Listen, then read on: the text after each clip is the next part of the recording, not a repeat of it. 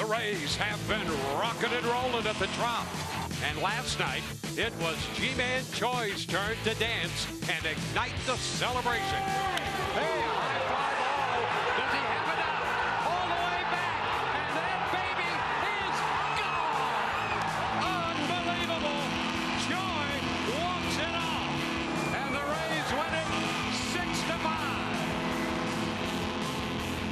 Tonight, right-hander Tyler Glasnow goes to the hill as Tampa Bay looks for its 13th consecutive win at home.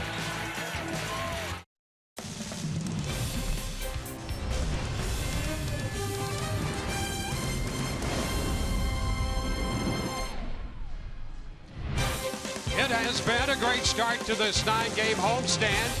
The Rays have won the first 4, including last night in dramatic fashion. And tonight, they move into Game 2 of the series against the Cleveland Indians. Hi again, everyone. Welcome to an evening of Rays baseball with Brian Anderson. Dwayne Stats, great to have you aboard. Well, it just does not get much better than how the way the Rays won it last night in walk-off fashion. They are continuing to play great baseball here at home. And when you look at what G-Man Choi has meant to this lineup, well, last night he meant another win. Listen, G-Man Choi, another one of those Rays hitters that's coming up big in big spots. Everybody contributing in this lineup. But if you look what G-Man has done over his last 3 games here on this homestand, you've got the Friday night game against the Baltimore Orioles. While Ryan Meisinger, he is going to put the nail in the coffin, a 3-run blast. Look at the runs batted in on his 2 home runs. And then, of course, what you're talking about last night. Brad Hand, 94 miles an hour. And to this date, 2018 for the Rays, that's the biggest home run of the season, snatching victory from the jaws of defeat. We'll see where they can take it from there.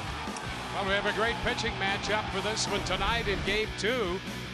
The Rays sending Tyler Glasnow to the plate. Shane Bieber will be on the hill. He is 9-3 on the year, and by the way, unbeaten on the road. So we'll see if the odds and the Rays catch up with him here tonight at Tropicana Field.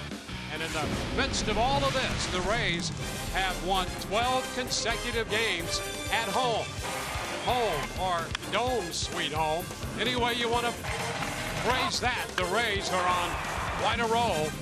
Rich will have more on that when we return.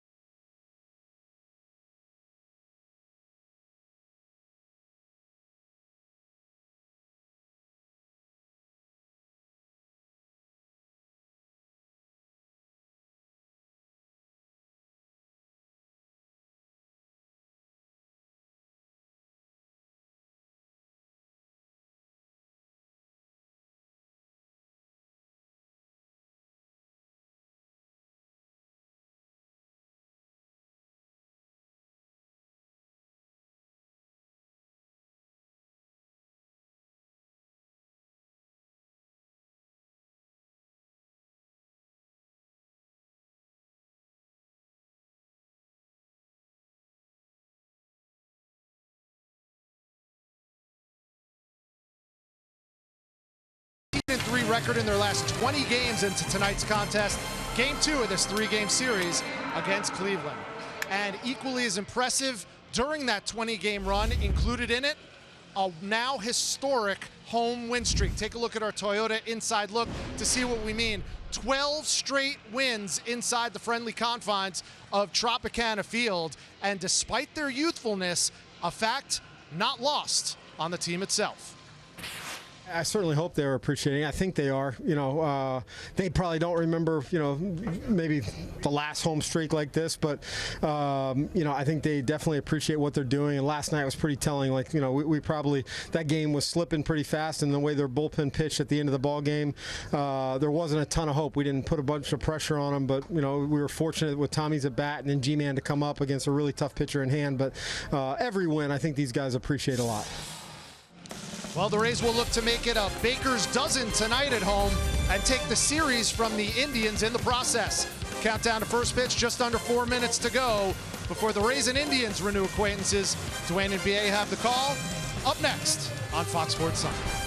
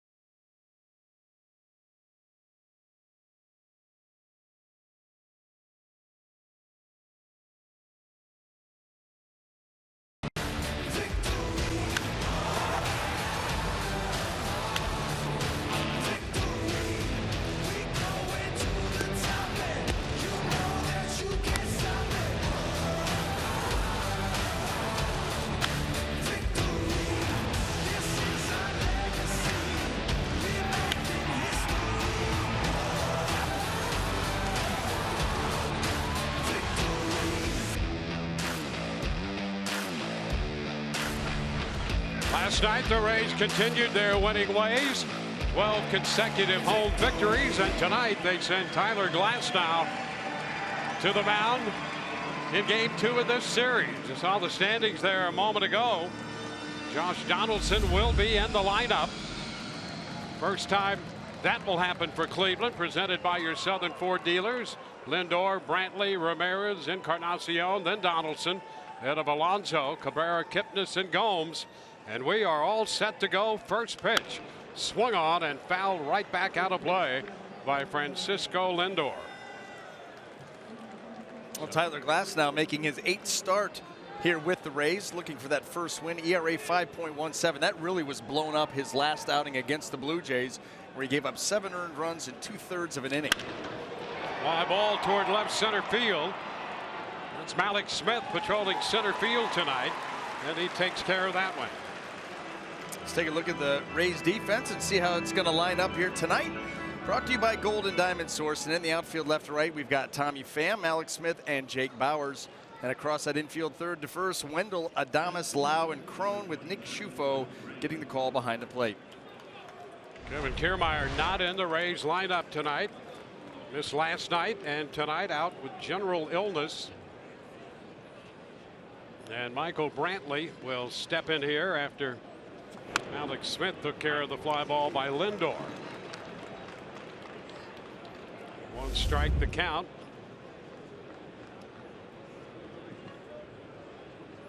Brantley hitting .307, sixth best in the American League. And the breaking pitch is a little high, and it will be very interesting to watch that tonight, because that was the crux of the problem for Glasnow in his last outing. Yeah, we talked about it. Kevin Cash talked about it before the game. You know, they could not get the breaking pitches, whether it's the curveball or the slider, anywhere near the plate, really. And it did not take the Toronto Blue Jay lineup long to disregard that pitch and just sit fastball. Now, you've got to give them credit, because he's got a good one, and they were able to turn it around. But it was because they just had no respect for the breaking stuff. So that will be the key tonight, to get that over the plate and make that part of the, you know, the arsenal that these guys have to take an account for early. Yeah, and as much as he struggled against Toronto, he was that much better when he pitched against the Indians in Cleveland. It's pitched down and in, so the Indians have seen him in pretty good form when he worked 7 innings in a game that turned out to be a 3-0 Cleveland victory. But Glasnow pitched extremely well in that game. Yeah, he gave up. Edwin Encarnacion got him to center field on a curveball, but you know, that was that first inning where you saw swings from Lindor, Ramirez, and Brantley that you may never see again this season, and it was all off the breaking stuff. And there you go. Brantley out on strikes, 2 up and 2 down.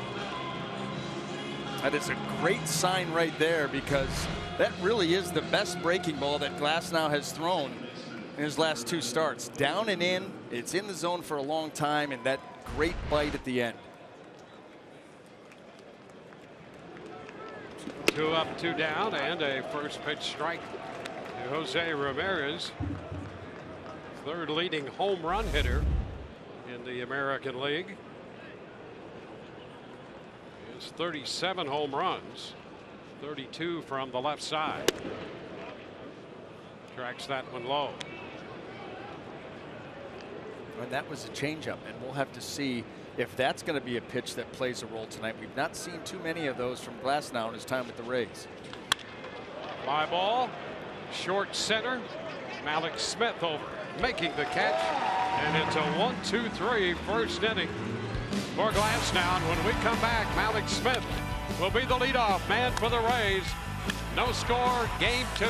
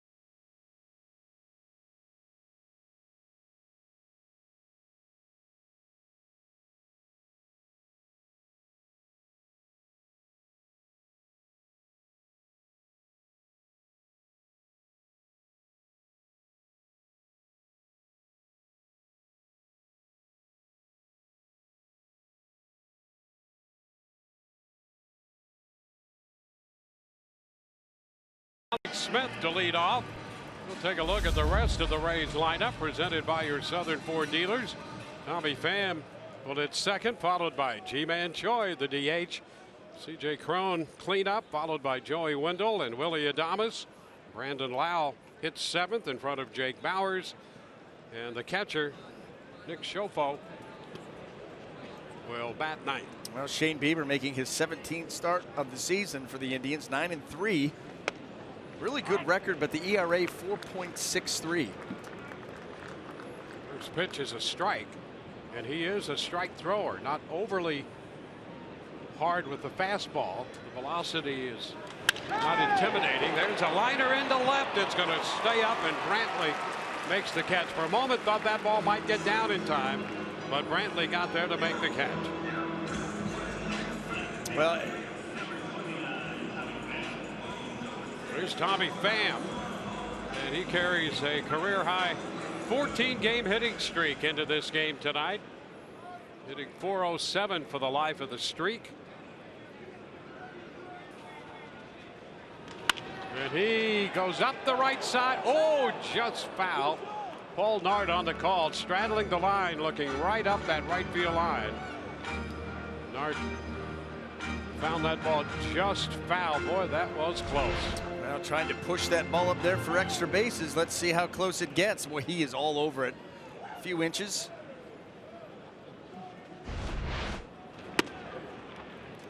It's away. 1-1. Yeah, here's the thing too with Bieber. When you get a guy out there who's not overpowering, a finesse righty, he is going to have to be on point tonight with command, because you're talking about taking that kind of stuff up against a lineup that really is hot from top to bottom. So your control, command has got to be pinpoint, edge to edge. Ground ball, there it is. A base hit through the right side. Pham, first time up, extends the hitting streak to 15, and the Rays have a base runner.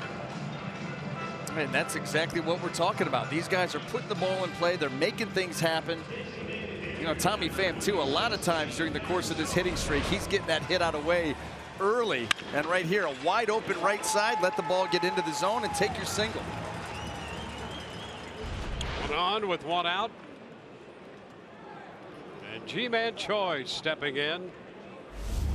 He ended the game last night, hitting his 6th home run in a Rays uniform, his 8th overall this year.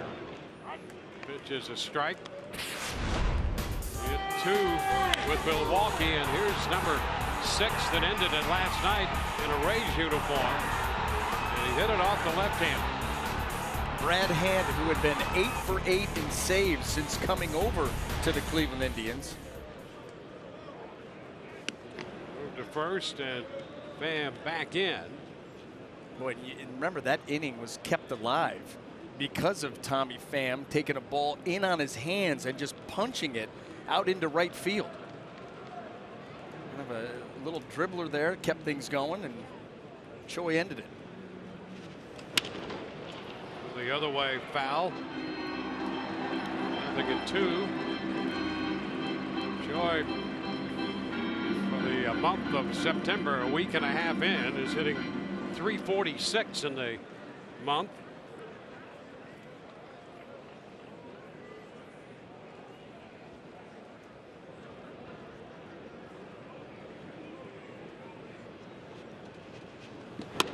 Upstairs. A ball, 2 strikes. And Bieber with 16 starts under his belt, and that .463 earned run average, 9-3. He will work up a lot in the zone.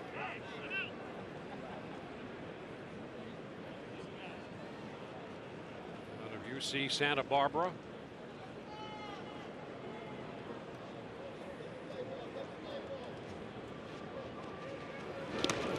It's low, blocked by Gomes. 2-2.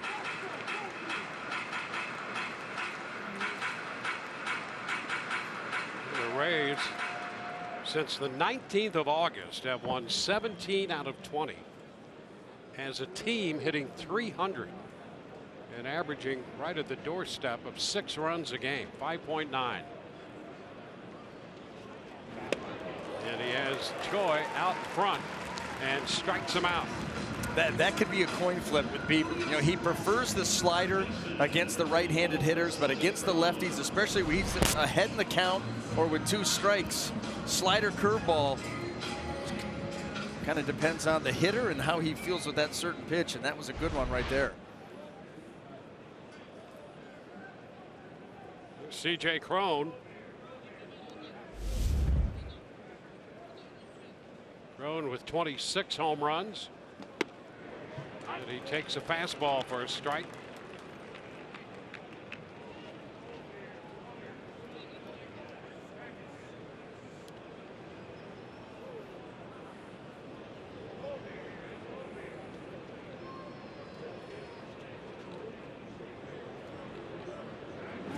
Again, fan back in at first base.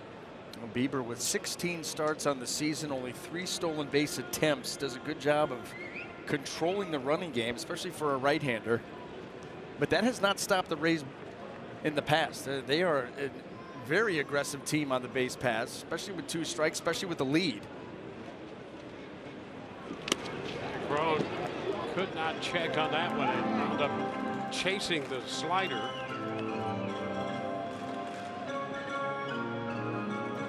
We were looking at this Rays offense over their last 18 games in the pregame show, and in that time frame, 21 stolen bases. So they have been extremely active, trying to push the envelope. More athletic version of this team later in the year that it's gotten. It's away. 1-2. It's been a multifaceted attack. The team itself is multifaceted. I mean, every department, you look at the offense, the defense, the pitching, all of it. A lot of interchangeable parts.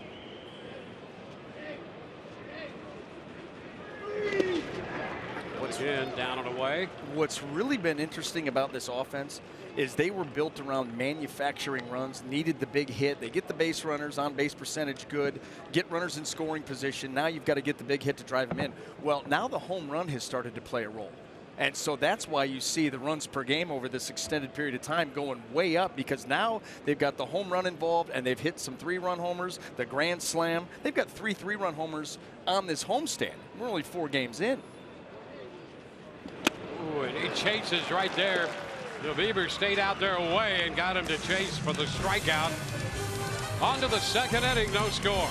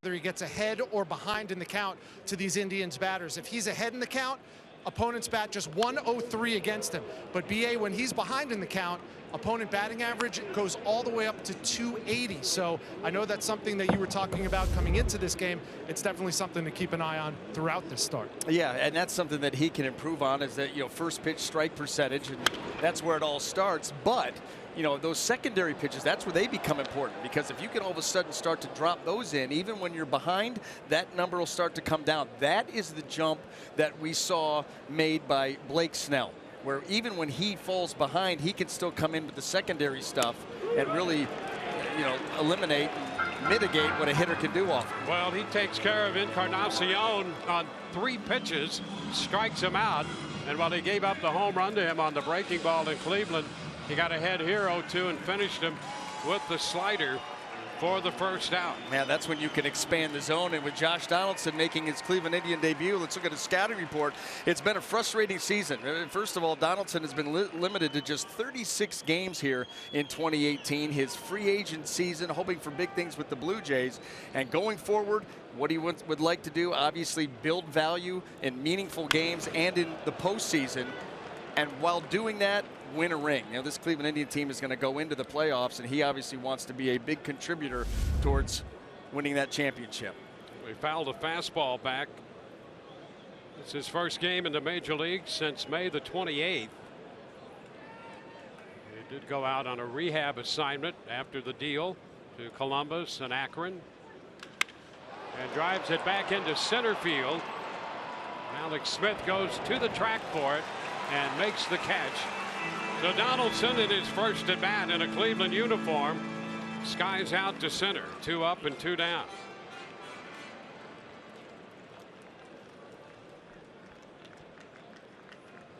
So the base is empty. 5 pitches in, 2 gone. Yonder Alonso will take a little time before settling in.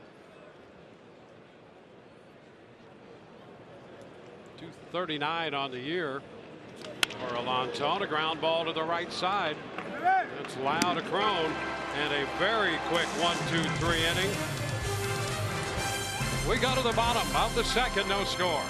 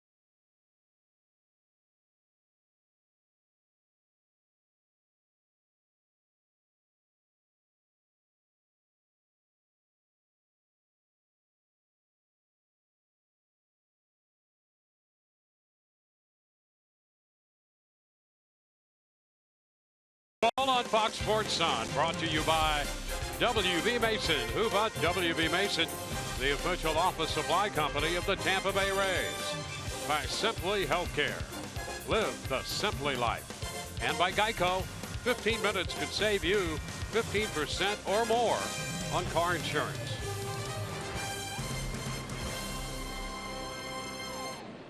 Joey Wendell at third base tonight.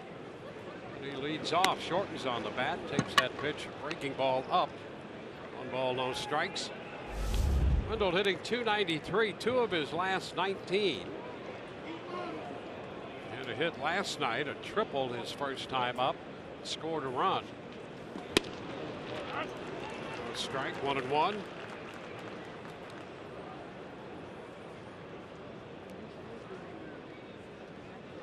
He's facing Shane Bieber. Second time around for Bieber against the Rays. They saw him up in Cleveland.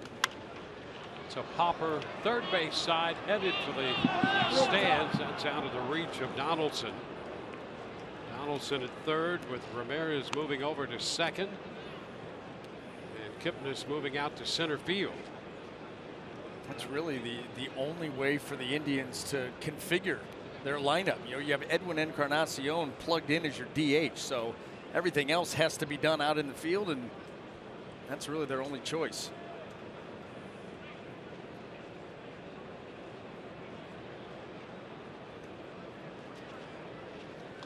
And a foul ball. There's the count right there.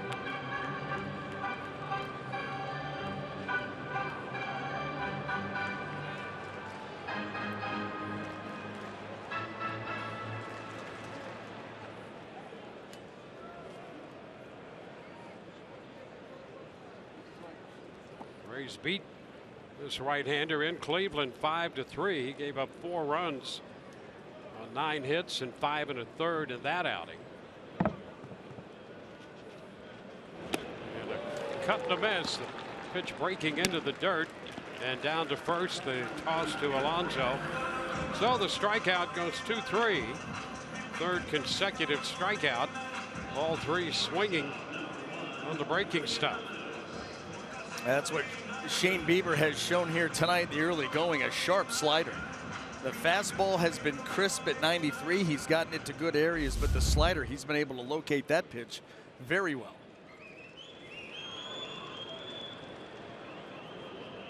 It was Willie Adames.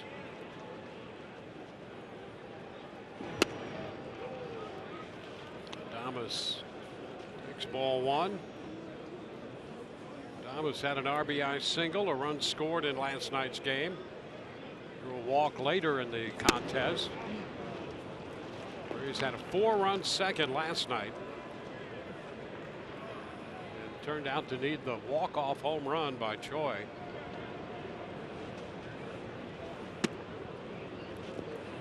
Three straight pitches out of the zone. Fastball missed there.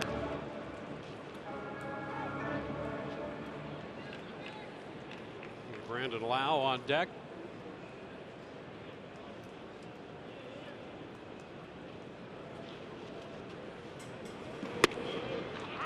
And 1.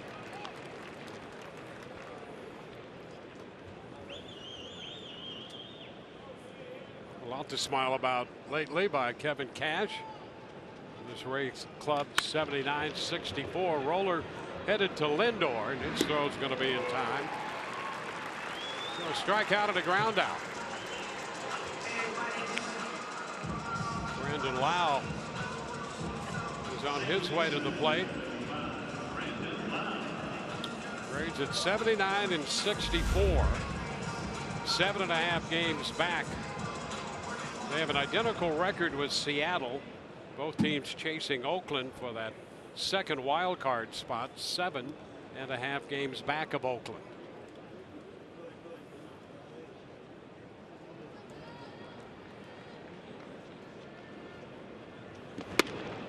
Pitch is a strike to Lau. And really, when you talk about the Mariners and the Rays, you've got 2 teams moving in opposite directions. You know, the Rays have their sights set on Oakland first and foremost, tonight's ball game. Yeah, the Rays hoping to get a little help maybe from Alex Cobb with Oakland in Baltimore. Alex Cobb he's been scratched. He came out of the game with an arm issue in the second inning. Wow. So he is no longer in there. More on that in a bit. A strikeout looking. So Lau caught looking. 4 strikeouts for Bieber. No score.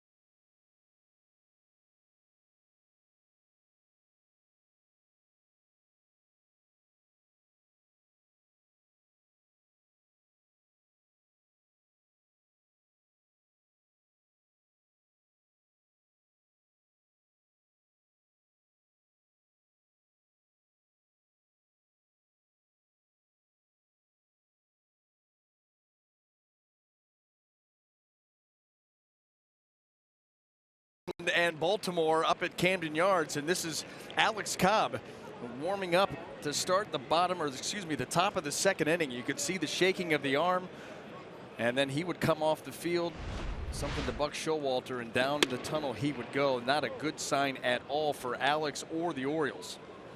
Boy, that's alarming for Alex Cobb, and of course we all hope for the best there for Cobb. As you get a quick look at the standings there, the Rays with 19 games left, counting this one, and 7.5 back of the second wild card spot. Cabrera fouls it out of play. Well, and the one thing that concerns you about it is the fact that, knowing Alex Cobb like we do, he's not coming off the mound just because something may feel a little off. I mean, it has to be something pretty serious to get him to drag himself off the mound. The ground ball and picked up by Lau at second. Whistle play moving to his left. That ball hugging the ground, and Lau got over there to throw out Cabrera. 7 in a row retired by Glasnow. This is a nice recovery from his outing in Toronto. As we mentioned at the outset, his success will depend on the command of the breaking ball, and as Rich reiterated there in the second inning, same thing, that command of the breaking ball. It can't be done with just that fastball alone. Not only that, I think you are seeing the Indians approach off Glasnow as a byproduct of what he did to them in Cleveland. I mean, he took this lineup apart. And so what these guys are doing here tonight, they're trying to get out there and swinging very early in the count, not letting him get deep. You know, he had the quick second inning right there, you know, a base hit by Kipnis on the second pitch of the at-bat. These guys are not waiting around at all. They are out there in attack mode because they do not want to allow Glasnow to get the upper hand early. Well, there's Kipnis getting this one out of the reach of Lau and through into center. I think that was a changeup too, and the arm speed from Glasnow, not what it normally is on a fastball, and a lot of times that's an early tip-off to a hitter. Well, the number 9 hitter, Jan Gomes, steps in. He's hitting .257. And the first pitch breaking ball. He drops that one in. Curveball there, strike one. That slider a little firmer than the curveball, but very similar pitches. Yeah, you really have to look at the radar gun because the break is very similar. Boy, a start there and then a stop. And Glasnow didn't look at him, but Kipnis started, had a jump and then stopped. And it appeared that he was on his way. Watch this. Look at that break. I mean, you steal second and third, perhaps. You know, and that's one of the things that has plagued Glasnow. You know, opposing teams, when they get base runners, they've been pretty liberal on who they send. A little hold of the ball and a move to first. Did you see the lead? Kipnis knows at this point that he's going to be throwing over, so his lead was about 6 feet.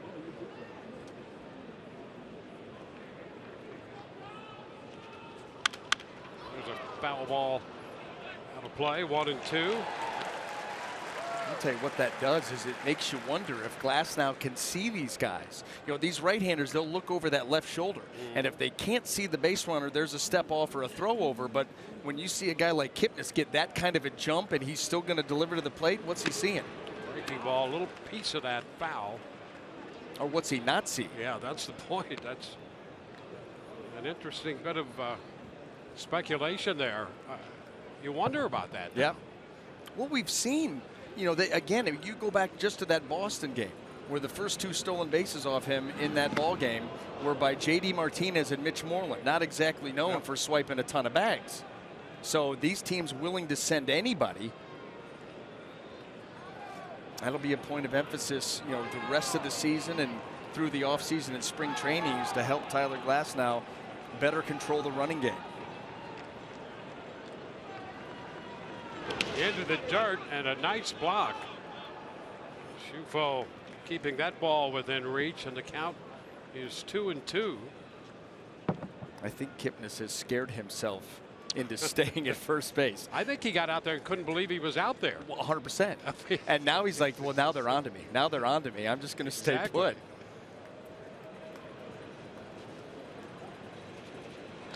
2-2, and a reach and a foul ball again on the fastball there. So we'll see another 2-2 pitch.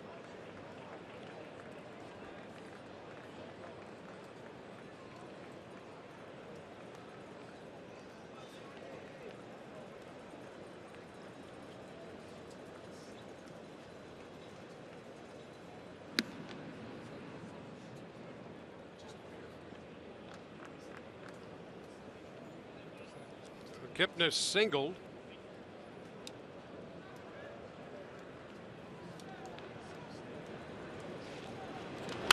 Pop up, that will carry out a play, a foul ball back. So with 1 on, 1 out, the count remains 2-2. And Yam Gomes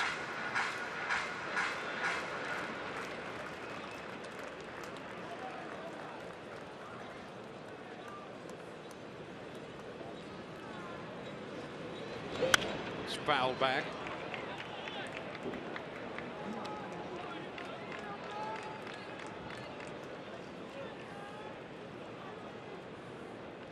Retired the first 7, gave up the base hit to Kipnis.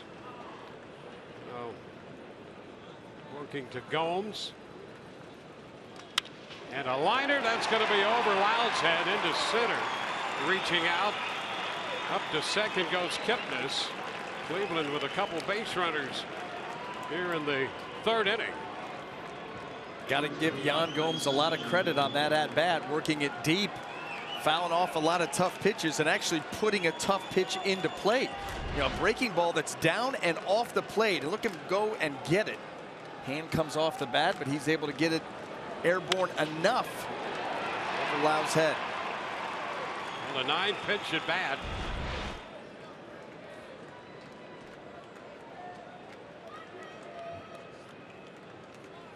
It'll be Francisco Lindor. And the breaking ball is in there for a strike. Lindor sent a fly ball toward left center and caught by Malik Smith to begin this ball game.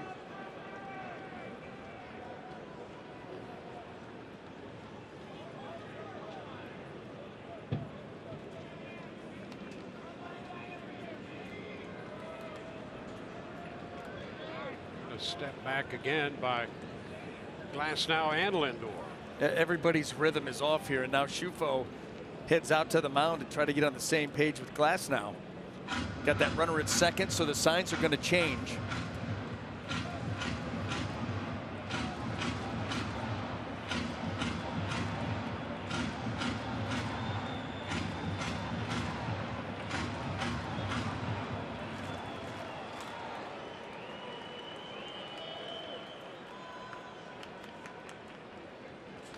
Foul back. So an 0-2 count. Lindor in that game up in Cleveland went 0 for 3 against Glasnow with a couple fly balls and a called 3rd strike. He got him looking on a breaking ball to get that strikeout. Ahead 0-2 right now. Taps that one foul. A slider.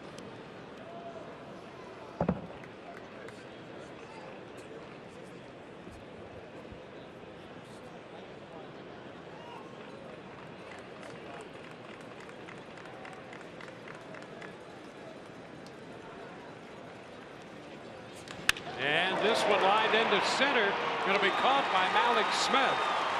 There was another breaking ball, and it stayed up for Malik, who grabbed it. The runner's home. 2 gone with 2 men on, and Michael Brantley coming to the plate. Yeah, not out of the woods yet, but that's a pretty good start. Dangerous hitter like Lindor. Michael Brantley, look at the season numbers. That average 307, pretty good in his own right. And a 2 for 4 night with a walk last night. So this will be a tough out.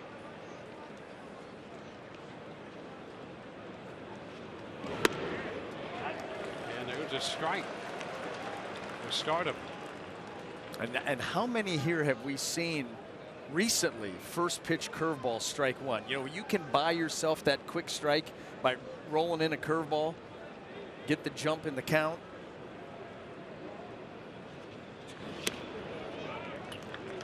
It's down 1-1, another breaking pitch.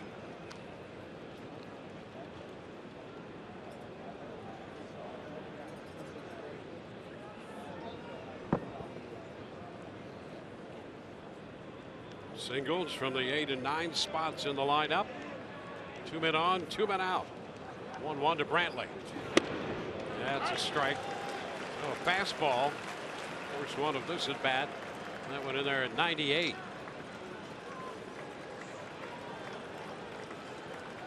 Well, and now he's got Brantley set up for a number of different things. Climb the ladder with 98. That last one was down. A breaking ball off of that pitch, slider or curveball, whatever you feel better with. And the breaking ball down to second. Lau takes care of that. So the Indians leave 2. We go to the bottom of the 3rd. No score.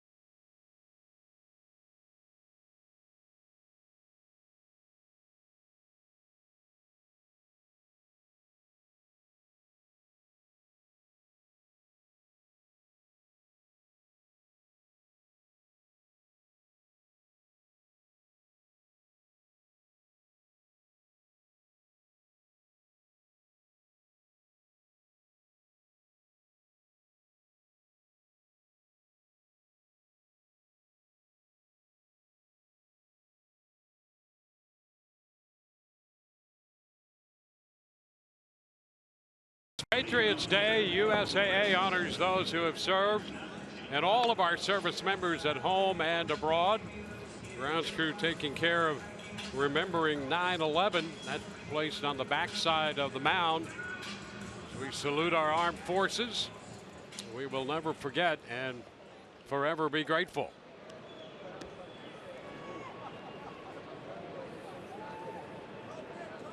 Well, we go to the bottom of the 3rd, and Jake Bowers, who got into the act last night with a home run, a 2-run homer in that 4-run second inning, leads off the 3rd for the Rays tonight against Shane Bieber. This pitch stays high. Who still had one of the best jerseys from Players Weekend. He did, Shane Bieber. No, strike 1-1. The back of his jersey said, "Not Justin." Well, someone asked him who was his favorite entertainer, and he said, "Not Justin." And by the way, I'm not Justin. It's a little pop fly the other way. Brantley comes in from left. From what I hear, he prefers Luke Bryan and the Red Hot Chili Peppers to Justin. Red Hot Chili Peppers, Yep. huh? You might like a song or two by Justin, but you know what? Those are the kind of songs that you don't realize it is Justin. And then someone's like, you do realize that's Bieber. And you're like, oh. And I liked it. Now what? well, one gone. Here's the Rays catcher. And Nick Shopo takes the pitch for a strike. Well, Nick, 5 of 15. Schufo's done a nice job settling in quickly here since his call from the minor leagues. He's done a nice job behind the plate. Got that first home run out of the way. Schufo added a double his first time up last night and scored.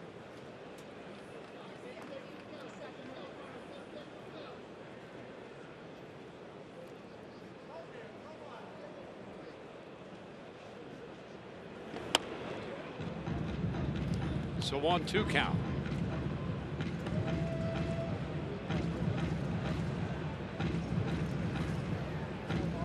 He's had a base runner in the first when Tommy Pham extended his hitting streak to 15. Schufo, a swing and a miss on the fastball up. That's 5 strikeouts for Bieber the first time through the lineup. I'll tell you, he has been crispy here tonight first time through. The fastball's been sharp. Right there, he gets him with this one moving away, but up in the zone above the belt. 92 to 94. The slider's been very good.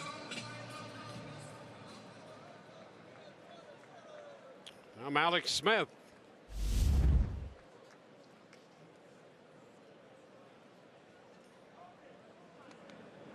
The breaking ball didn't do much right there. Stays up. 1 ball, no strikes.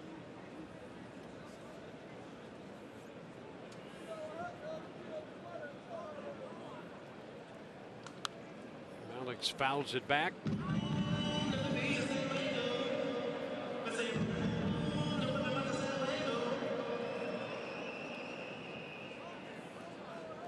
Bieber's thrown some really good breaking balls. He's thrown a handful that have sort of rolled up there. Better with the slider than the curveball here early. Foul ball away on a fastball out of play. 1-2. You know, when you look overall at his stuff, and you know, he's a guy that's just over a walk and a half per 9 innings. That is excellent. Don't hurt yourself with unnecessary base runners. But it also leaves you prone to teams being very aggressive against you, knowing that you're going to be in the zone a lot. And there is strike 3 call. So 3 up, 3 down. Strikeout number 6. We go to the 4th, no score.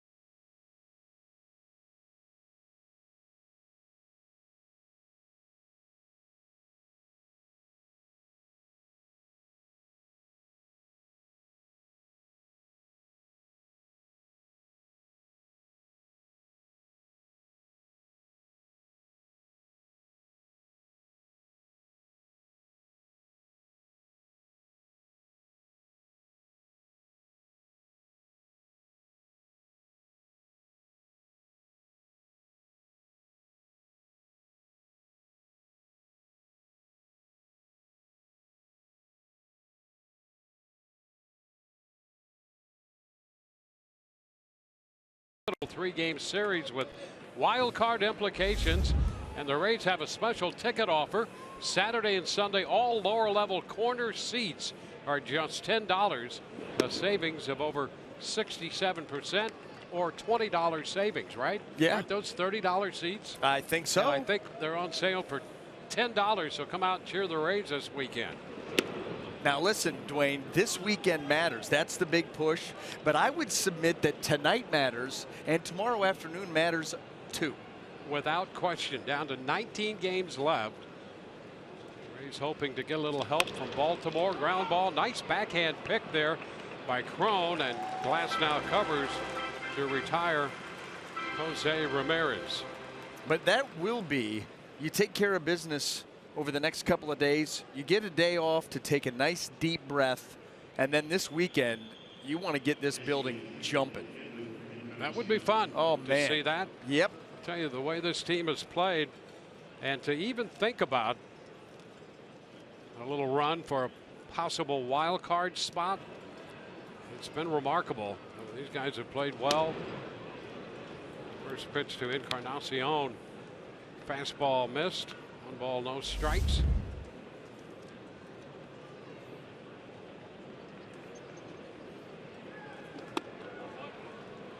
Boy, just think about coming out of spring training. You know, a number of the national pundits just destroying this franchise for blatantly tanking. And then on top of that, they're going to make more trades. Going to trade more established guys and bring up even younger guys. Well, you know, it's interesting the job they've done. I'll tell you, you really got to give this front office and the organization across the board a lot of credit for what they've accomplished this year. And for those who have watched something other than, you know, the headlines in big markets. And by the way, this is a big market in many ways, but that's a whole other story. The Rays front office has been remarkable with accumulating talent. A shot back to left, going to be over the head of Pham, but he's going to hold Encarnacion to a single. How about that? A base hit off the left field wall. Pham went back trying to think about catching that ball, realized he couldn't, and still holds Encarnacion to a single. He bodied it. He bodied it, Dwayne. I mean, that was it. He's going back and he's going to try and make a play like you said, but he's not going to get there in time. Encarnacion hits the ball too hard. So he just bodies it off the wall. Doesn't allow it to bounce away from him. Okay, right here, let me body it. Boom. Keeps it right in front and then turns around and fires it back in. That was very well played there by Pham. There's Donaldson. He takes a big cut, fouls the fastball back, strike 1. Well, we've seen that Pham is certainly not averse to throwing his body into a middle of a situation on the field. No. I mean, he gets after it and did right there. Nice job. He's my middle linebacker. Big cut to miss. 0-2, a couple of fastballs here. Josh Donaldson making his first appearance in a Cleveland uniform and in the lineup. A fly ball to center in the second.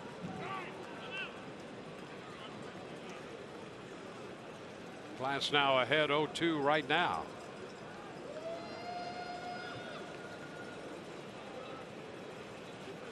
Into the dirt. That ball bounds away, and Encarnacion will move to second on a wild pitch.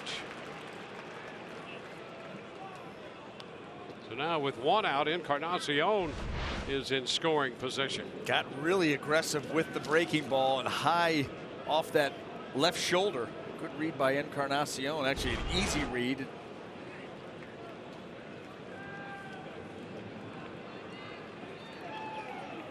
The Indians put up a threat in the third. Now an opportunity in the fourth.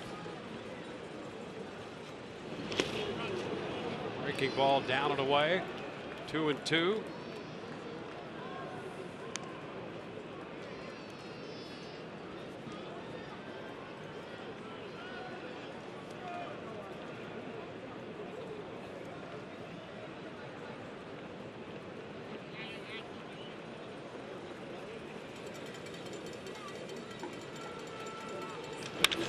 Shot into right. Bowers to the wall will make the catch. And back to second goes Encarnacion. So Jake Bowers takes care of that. Donaldson hit it a long way to the opposite field on a line, and Bowers grabbed it. Well, Jake Bowers, first of all, was well positioned, playing plenty deep, even for right field. And so he just had to track back there and get that. for a big second out. You know, you're playing at normal depth. That ball may sneak its way over your head, kind of like it did with Pham. But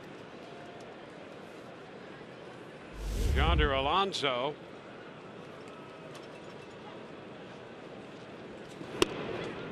He takes the fastball on the outside corner. Strike one.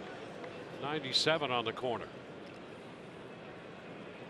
How about that for getting ahead? 12 out of 15.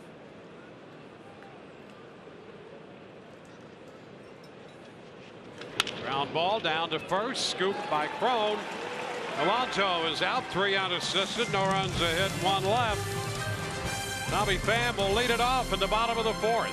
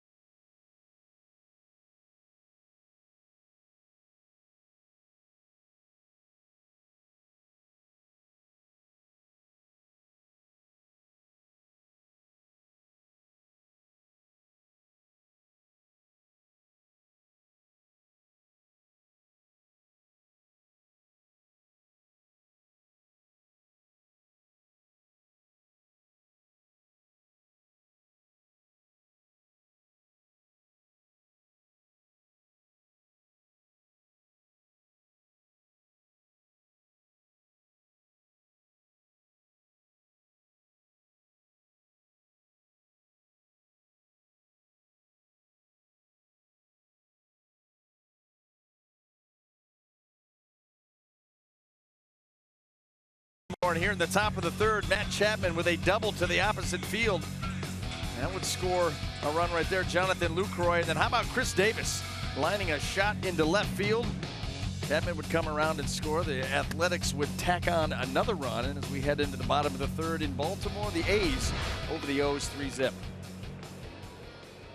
Here the Rays and the Indians are scoreless. Tommy Pham leads off. He'll take the first pitch in there for a strike.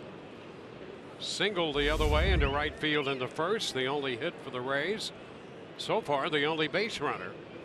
Bieber has struck out 6, walked no one. It's down 1-1.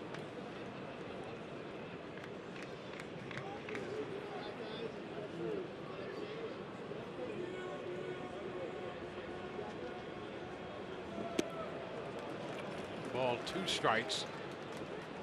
That ball bottomed out on Pham. You know, maybe you'll have to watch for this, but the curveball has been the one that's rolled in there a little bit. Slider's been tight. That was a good curveball, and that had some depth to it. You could see Pham a little bit out of sync with the swing. 2-2. The fastball arrives up and in. Up and in, low and away.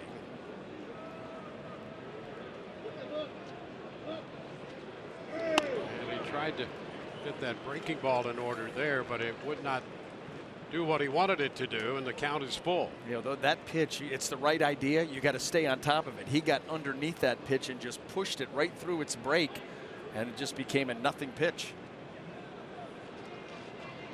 And now the fastball misses in. So a leadoff walk here. Pham is on for the 2nd time. Reserve your 2019 Rays season tickets now and secure the biggest savings. Best seat locations, concessions, and merchandise discounts, and access to exclusive events all season. And learn how you can enjoy an experience at Seminole Hard Rock Tampa or a complimentary catered suite. Visit RaysBaseball.com/season tickets today.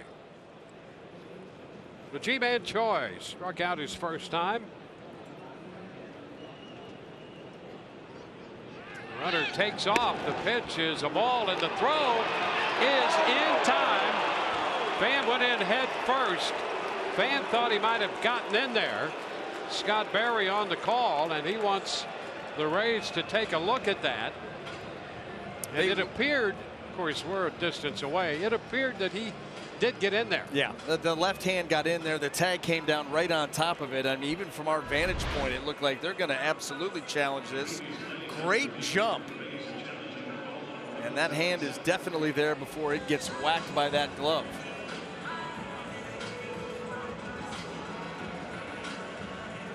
Be careful with that finger. Yeah. So Pham, after his 12th stolen base of the year overall. And Paul Nart, the crew chief, in there as well on the conversation with New York. Well, this thing gets overturned. That's now just 2 successful out of 4 attempts off Bieber. And here are the Rays, now the second time through the lineup, pushing the envelope. So he is safe. Picks up the steal. And the Rays have a man in scoring position for the first time. The leadoff walk. Well, 2 things that don't happen much against Bieber. Number 1, the walk, and number 2, the stolen base. And that's why you've got to make it hurt. He does not walk many guys, especially to lead off an inning. Let's go. And so Kevin Cash, and he has not been afraid to take chances here.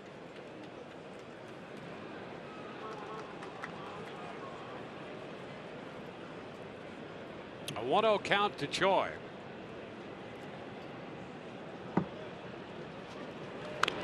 Fouls it. The walk-off last night, the first in the career of Ji-Man Choi, and the 9th team walk-off for the Rays. That's tops in the American League.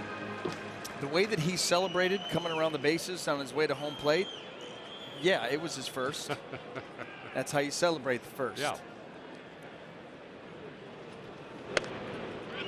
He takes a strike. It's now 1-2. And by the way, all of those dance moves that Ji-Man Choi has with Willy Adames and Carlos Gomez, they have names. They're legitimate, right offline dance moves that they work on. Seems as if they perfected a couple of them. Well, strike 3 called at the bottom of the zone right there. And that's strikeout number 7 for Bieber. And the first out, Ji-Man Choi caught looking this time. And you know what? It's back to that slider. And this has been a really good pitch for him here tonight. A little short, snappy little break right to the bottom of the zone.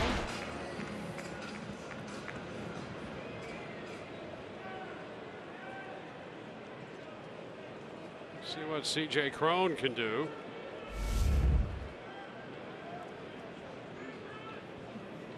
Cron struck out on that slider his first time.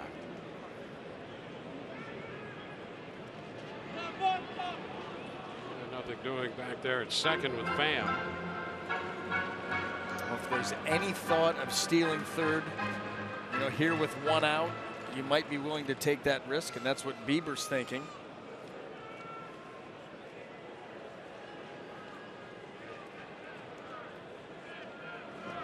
Down and away. Pham, you know, he's getting some aggressive secondary leads as Bieber delivers that ball to the plate. I'm thinking with C.J. Cron at the plate, you just let him swing the bat.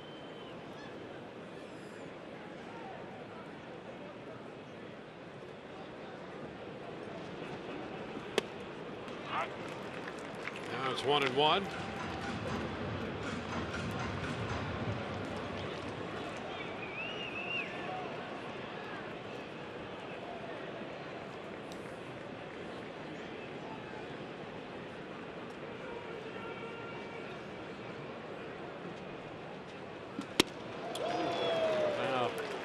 Rays first baseman behind in the count.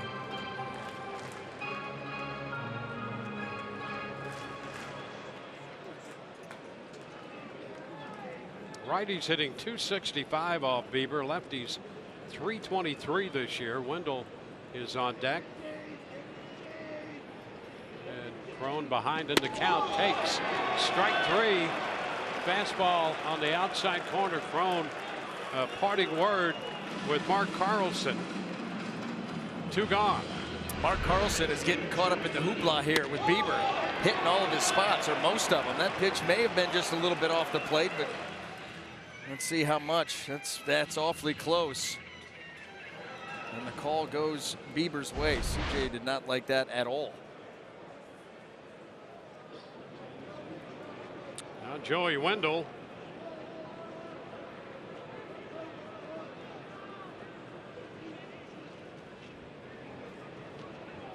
Wendell in the game in Cleveland when the Rays beat Bieber 5-3 was 2 for 3 off him, including a double.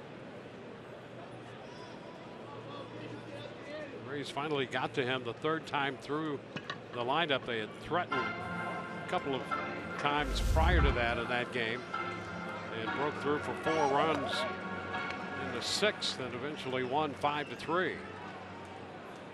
So here's Wendell with the man at second and 2 outs. Opening fastball is a ball. You look at Bieber's outings throughout the season, and he's very consistent.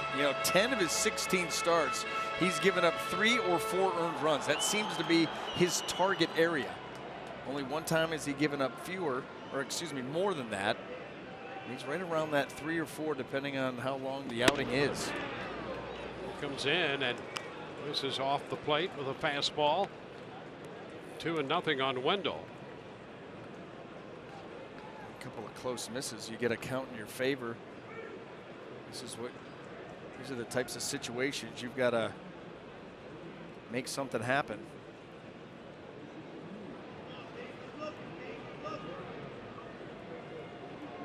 Cannot come to a decision either. That's going to bring a visit.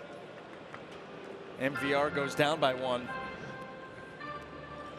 And we'll remind you, MLB TV available at a lower price now for $49.99. Watch every out-of-market regular season game and get a free subscription to MLB at Bat Premium. Blackout and other restrictions apply. Visit MLB.tv to take advantage of this special offer.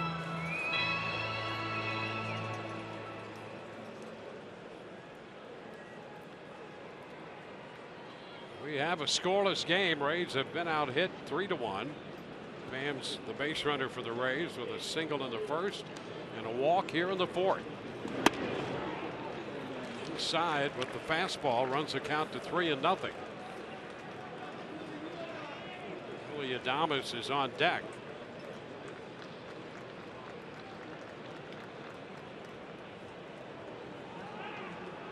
Now the start of a break behind the runner. Lindor darted in and then released back.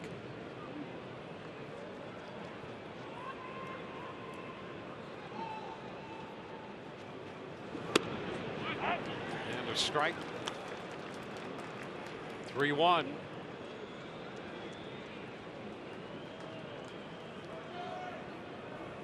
First time Bieber's had to work with a man in scoring position tonight. The walk and the steal of second. Wendell, a hot shot liner caught by Ramirez at second, and the Rays are out, leaving a man at second in the 4th. No score.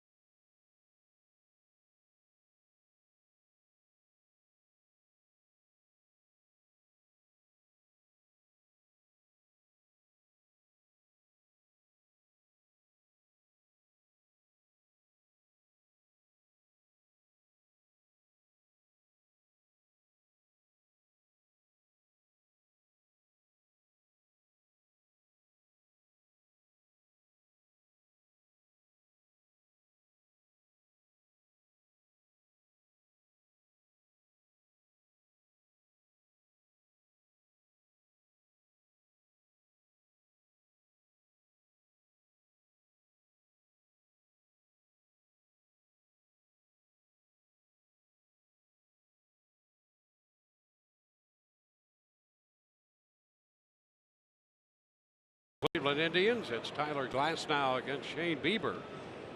And Glasnow will face Melky Cabrera, who lifts the foul ball down the left field side, and that's out of play. Beyond the bullpen mound. Strike the count. Cabrera, switch hitting outfielder.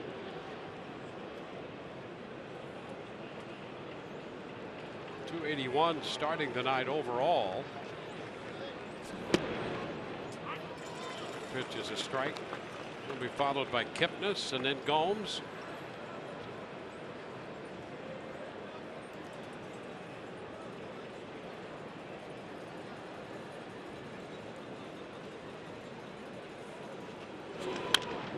This one chopped. That's going to be a fair ball. Crone makes the play unassisted. Oh, another ground ball out. Cabrera 0 for 2 and a ground ball to second. Now a ground ball to first, and Kipnis, the center fielder, on his way to the plate. Well, for Tyler Glasnow, a really nice bounce back outing so far. You think about that last where you don't get out of the first inning, and I'm sure that the last 5-6 days have felt like an eternity for him, wanting to get back out there and rid yourself of that outing. Is down. That's one of the downsides for a starting pitcher. Oh. You know, a lot of things good about being in that rotation, but you have an outing like he did the last time, those days tend to drag. Ground ball this time for Lau. The Rays second baseman takes care of Kipnis. And I will tell you this, speaking from experience, the one thing that you have to really resist doing is you start to, at times, especially when you're young, you start to build up that next outing. Like in your mind saying, well, I can't have another bad outing. So you almost start to put more pressure on yourself, which, by the way, is not going to help anything. Yep. And so there's that tendency to, to feel like that or to want to do that. That's where your coaching staff comes in, your own, the work that you put in between starts. Strike one to Gomes. But I will guarantee you that there's some anxious moments early in that next ball game as you go out there and try to establish your footing. And he's done a great job here through 4 2/3. The high fly ball back into deep left center. That ball has some carry and will get out. Gomes lifts this one out on an 0-1 pitch. Boy, he picked the deep part of the ballpark to hit it and got it out with room to spare. And it's 1-0 Cleveland on the 14th home run of the year by Gomes. When you remember the start in Cleveland, it was Edwin Encarnacion on a hanging curveball that went out to more towards right center. But here's what we get here. Same thing, hanging curveball and Yan Gomes all over it.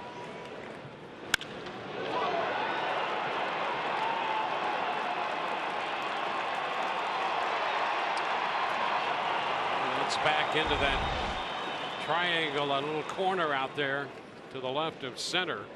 A ground ball that's going to be pulled through the right side by Lindor, and he has a base hit. Well, and keep your eye right here because Lindor will be off to the races. Indians with the lead now, a couple of base hits back to back. Lindor, a base stealer, and you've got Glasnow out there on the mound. Expect the Indians to put him in motion.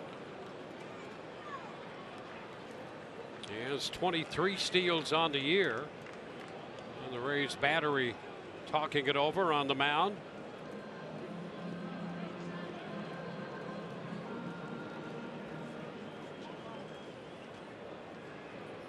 Michael Brantley coming up. Nothing more they would like than to get Lindor into scoring position for Brantley.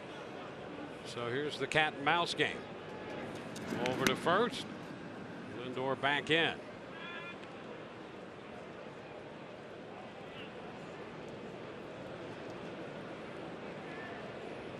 Trying to smooth his pathway. Very particular.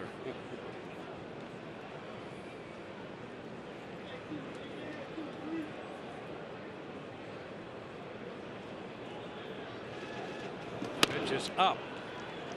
That's what can start to happen when you're thinking more about the runner over there. You're thinking about being quicker to the plate. Now all of a sudden you can't get your body in line. And let's be honest, at 6 feet 8 inches tall, it's a challenge to get everything working downhill, and you can't do that quickly.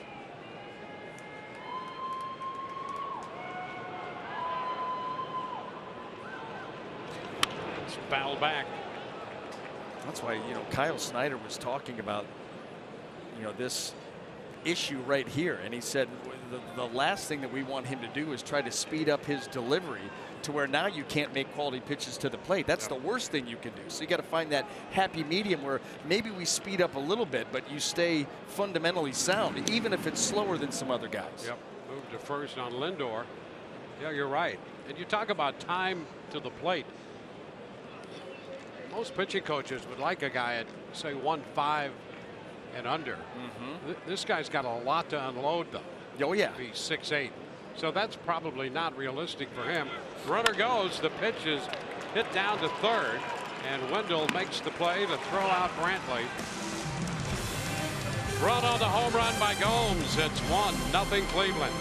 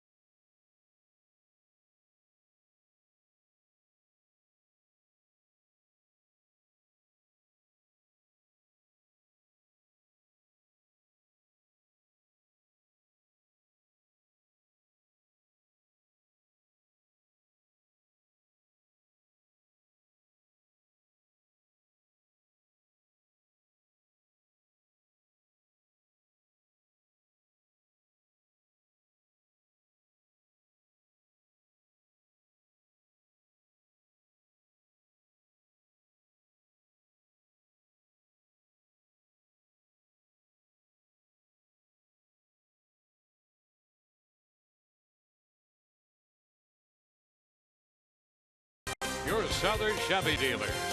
By Eldorado Furniture, a different kind of furniture store for over 50 years. And by your local Ford dealers. On to the bottom of the 5th inning. It's a 1-0 game now. Rays down by a run on the home run by Yan Gomes. And Willie Adames in to lead off against Shane Bieber. First pitch is a strike. Bieber with 8 strikeouts. He's walked 1 and has given up 1 hit. His career high in strikeouts 9. He has Adames out in front. The slider swinging over it. He has been extremely sharp with the fastball and with the slider in particular. Curveball has shown some improvement, but those two have been the main. And he strikes him out, comes back with a low fastball. And that may have been his best velocity of the night. 95? Yep. Yeah, he started out 92 and has been around 93, 94. This one he pops in there at 95 down. That matches his season's high, career high, as it turns out.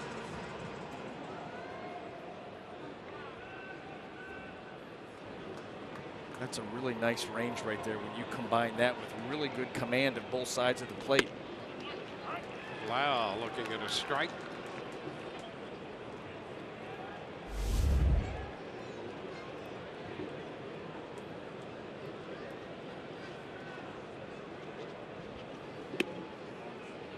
And 1-1.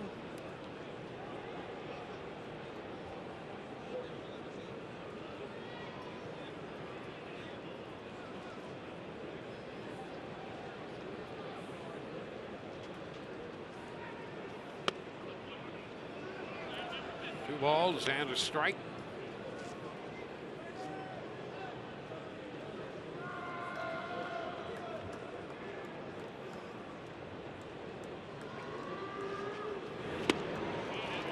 The count is even.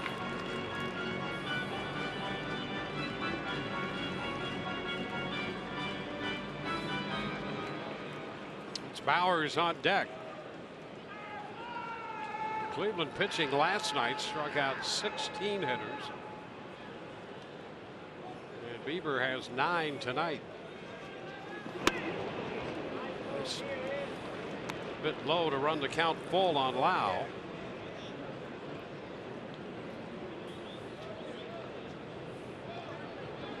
3-2 to Pham in the 4th, walked him. Now 3-2 to Lau in the 5th.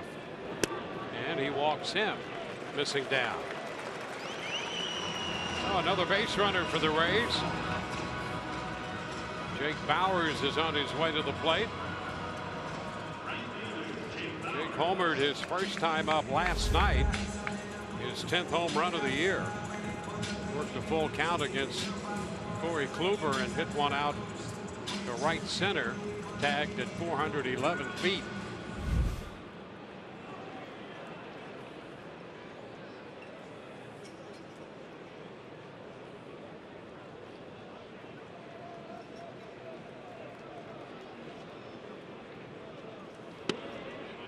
Pitch is down. Here's a look at that home run stroke last night by Jake Bowers.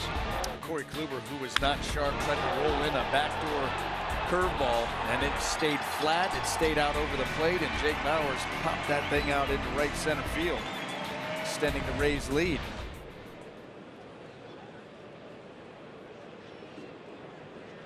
And a big cut and a miss.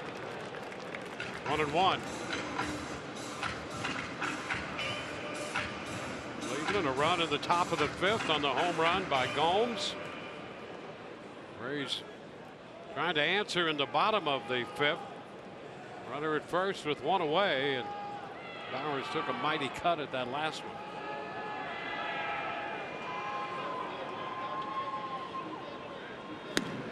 Diving back in safely, Brandon Lau.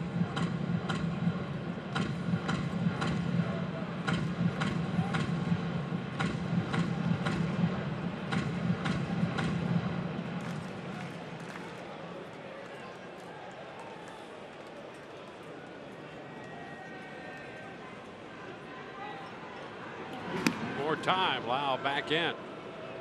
Bieber's last outing was in Toronto. He won that game, giving up 4 runs, 3 earned in 6 1/3. Cleveland won 9-4. That was after the 5-3 loss to the Rays for Bieber. Now it's 2 balls and a strike.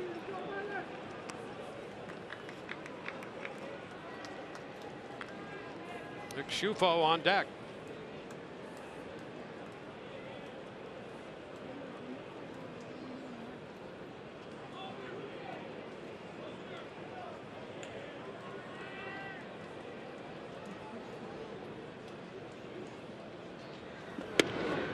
And a strike called.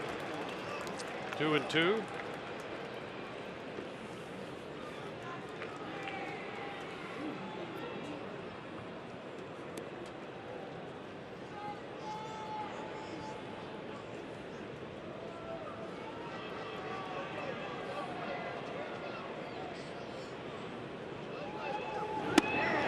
Cut and a miss. Well, he came back with that slider. That was tough. And 10 strikeouts on the night. The previous pitch is the one that hurts. Yep. You know, the 2-1 count, you know, a hitter will tell you sometimes you get that one pitch to hit, and they left the 2-1 fastball right down the middle, and that just opens the door for him to go back to that slider down and in, and he's done that very well here tonight and picks up another strikeout because of it. So a career high for Bieber, 10 strikeouts. And here's Nick Schufo.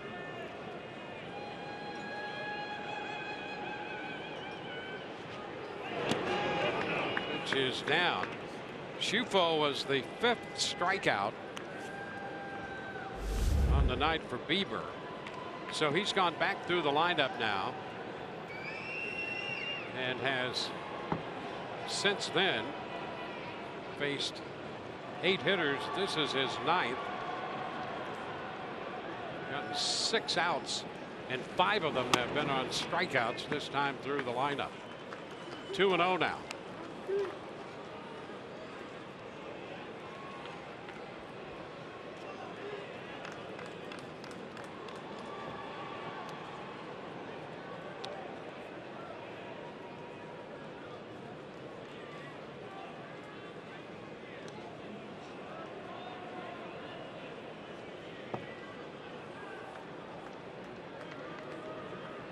Two outs. Lau with a little lead at first. A strike. Here's the fastball to get back into the zone. It's 2-1.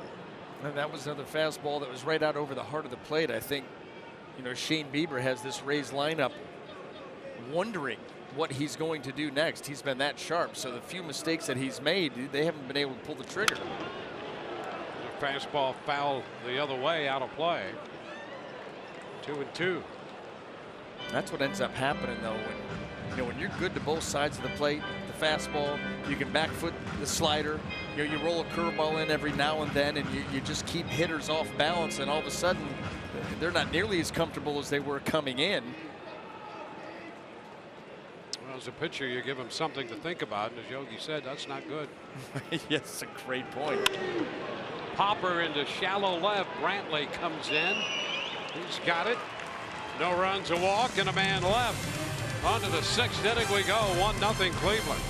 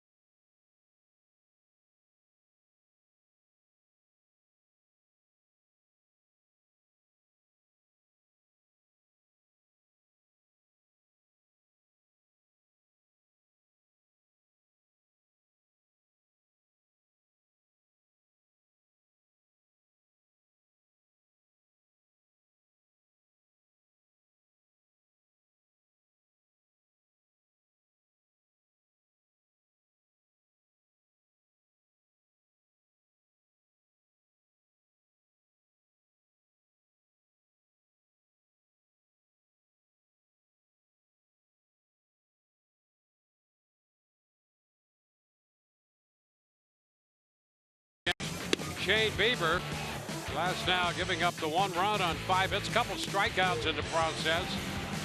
He's a big strikeout guy, but just 2 strikeouts. The 1 mistake, the curveball to Gomes with 2 outs and the bases empty in the 5th. Yan Gomes hit it out. And Shane Bieber has been excellent. 10 strikeouts, a career high through the first 5 innings. Just 1 hit and a couple walks. Man, he has taken the aggressiveness right out of this Rays lineup, and they're going to have to get back to, you know, being on the attack towards Bieber as opposed to sitting back and reacting to him. And that's the point that he has him right now. First pitch to Jose Ramirez is a strike. 3, 4, and 5 hitters coming up for Cleveland. Ramirez, Encarnacion, and Donaldson. 1-1. Ramirez tonight 0 for 2. Fly ball to center and a ground ball to first, with Glasnow covering. 2-1.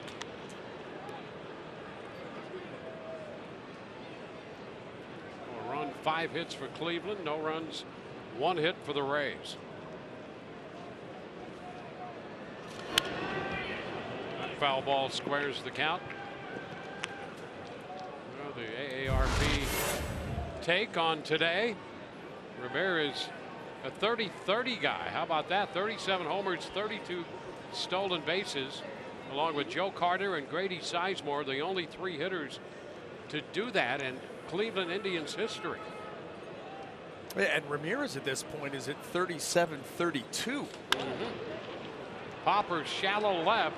Wendell going out, and he's going to be there to make the catch in front of Pham. Wendell covered some ground getting out there. He was the only guy on the left side of the infield.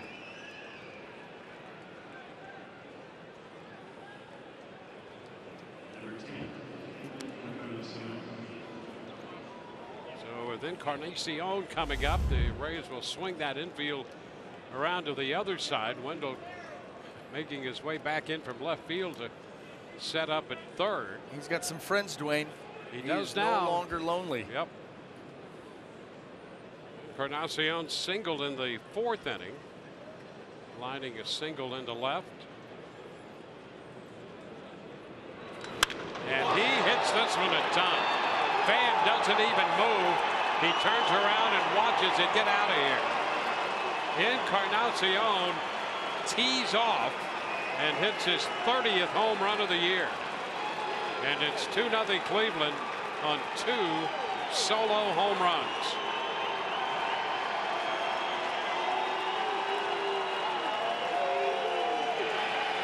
It's his 96th run batted in. Drove in a run last night with a 1st inning single. And he hit that ball a ton to the left. He did, Dwayne, and you don't often see guys get up on top of fastballs like that. And Edwin Encarnacion certainly enjoyed that contact.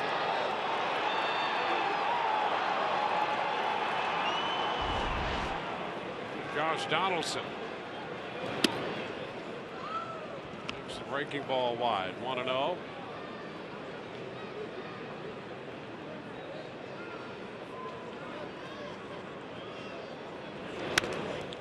Again, off speed and the foul ball. 7 consecutive 30 or more home runs in a season for Encarnacion. And wasn't it when we were up in Cleveland, he had already established 7 consecutive at least 90 runs driven in? Yeah, it's 96 now. Yep. Yeah, I mean, just think about that. You at minimum, you can pencil this guy in for 30, 90 plus every season. At least for the last 7. It's a pretty good run there.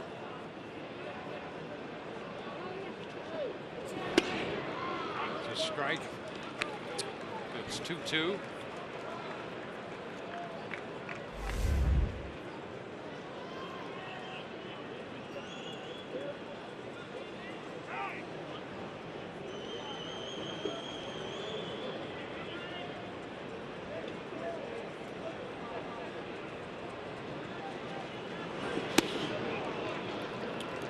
Breaking ball.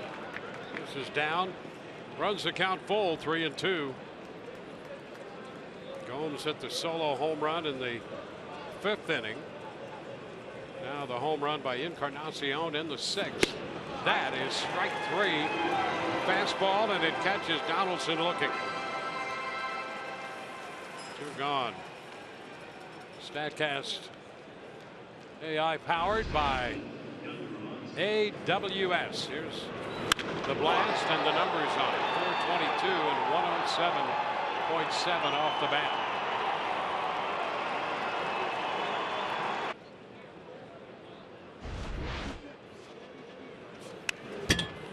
Foul ball back. Yonder Alonso up there.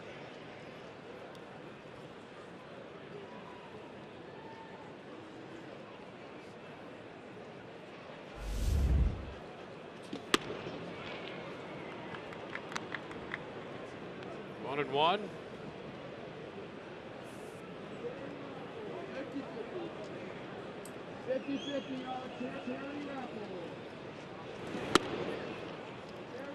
Two and one.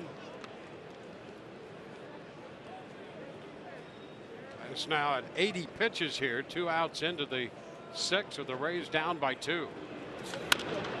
Chopped to first, A foul ball, the call. Runs it to 2-2.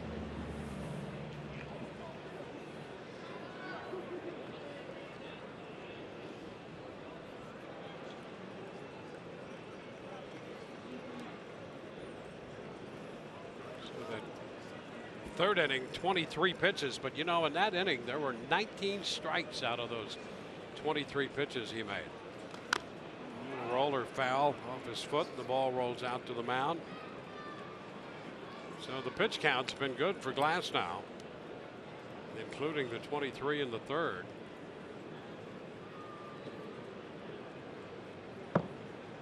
Touch for 2 solo home runs.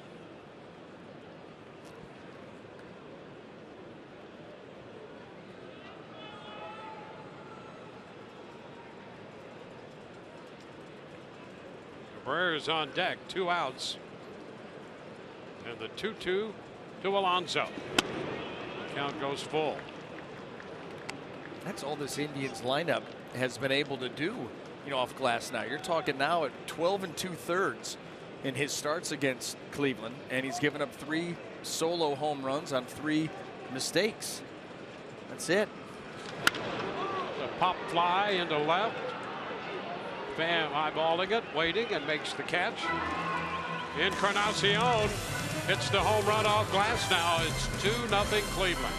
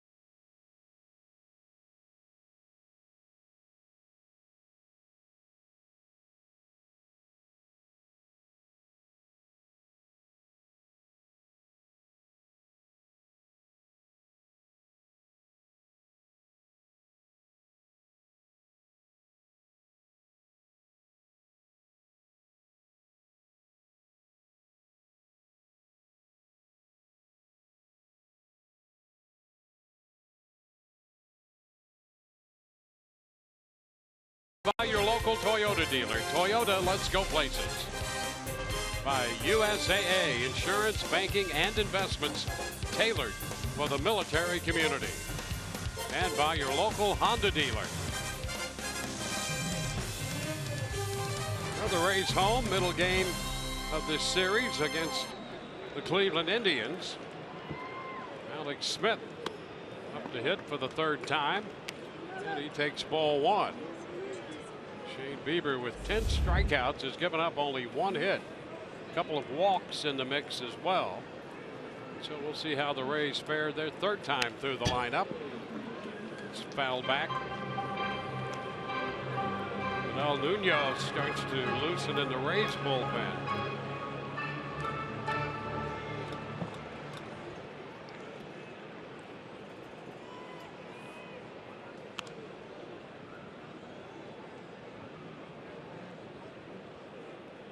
Pham next, then Choi.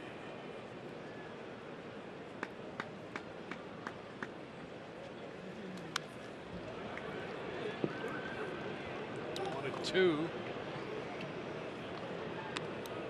Slider up and moving in on the hands of Alex Smith as he batted it away.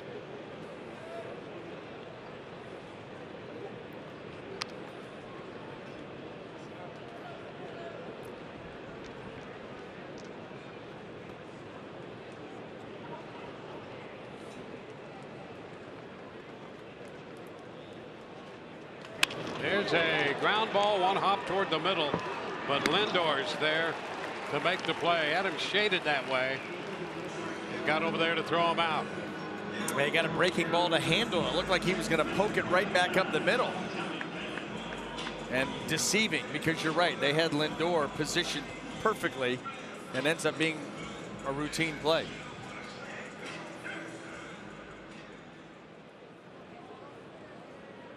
So Malik's 0 for 3, and here's Tommy Pham. He's been on twice. Rays have had 3 base runners. Pham twice with a single and a walk. The other base runner, a walk drawn by Brandon Lau. 1 strike to count.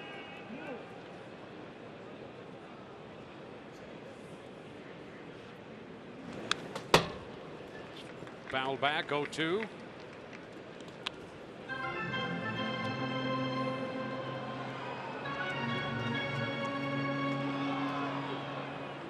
Pham took care of extending the hitting streak early when he singled to right in the first inning, running the streak out to 15 in a row.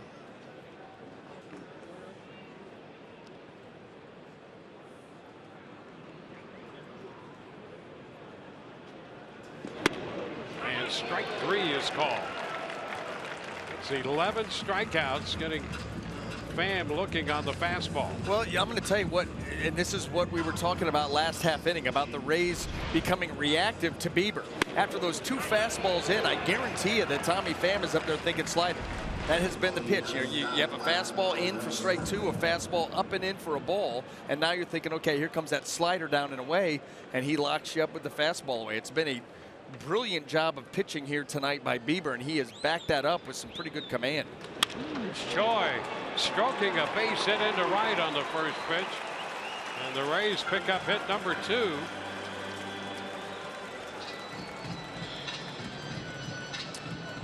Can they make it count? You know, we've seen the Rays in this hot streak, 2 outs, nobody on, be able to put some innings together, string some hits together and some good ABs, and now would be a nice time.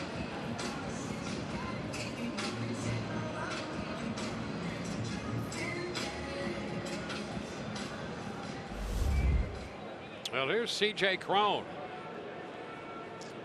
11 strikeouts for Shane Bieber. Every spot in the order now has struck out. Ground ball third, picked up by Donaldson. Throw to first, a strike. And Cron is out of there on the backhand by Donaldson in third. Turning in a good play at the hot corner for Cleveland. And we're going to go to the 7th inning. Cleveland 2, Rays nothing.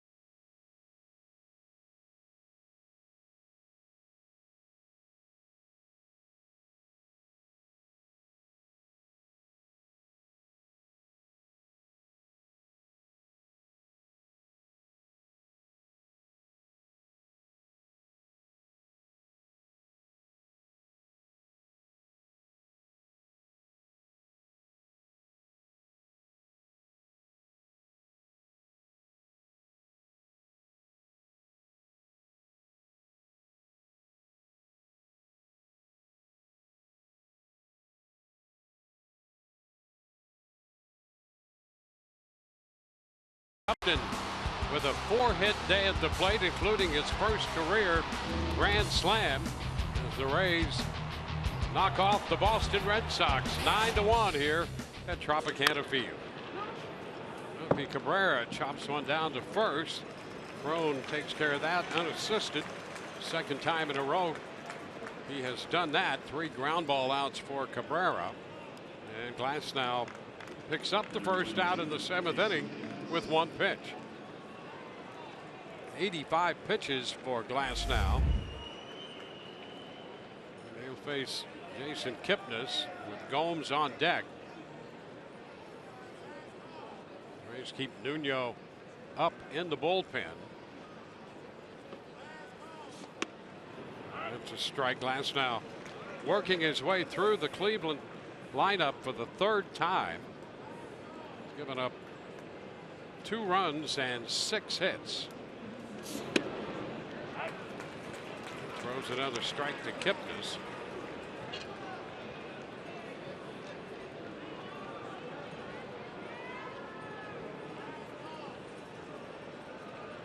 Half the hits have come from the 8 and 9 hitters in the Cleveland lineup. Ground ball, shortstop. Adames takes care of that. 2 ground ball outs in the 7th inning. Yan Gomes, the Cleveland catcher, makes his way to the plate. He is singled and homered. Tomorrow on Rays Live, pregame show presented by your local Honda dealer. VA will break down the American League Cy Young Award race and ballpark reimagined update. Our coverage begins at 12:30 tomorrow. Day game tomorrow to wrap up the Cleveland series. Gomes fouls it back. Well, Gomes connected on a breaking ball in the 5th inning and hit it out to the deepest part of the ballpark, just to the left of center. After he had that prolonged at bat in the 3rd, a 9-pitch at bat when he singled, and he pops it up short right. Bowers coming in, makes the catch, and it's a quick 1-2-3. We go to the bottom of the 7th inning stretch time, 2-0 Cleveland.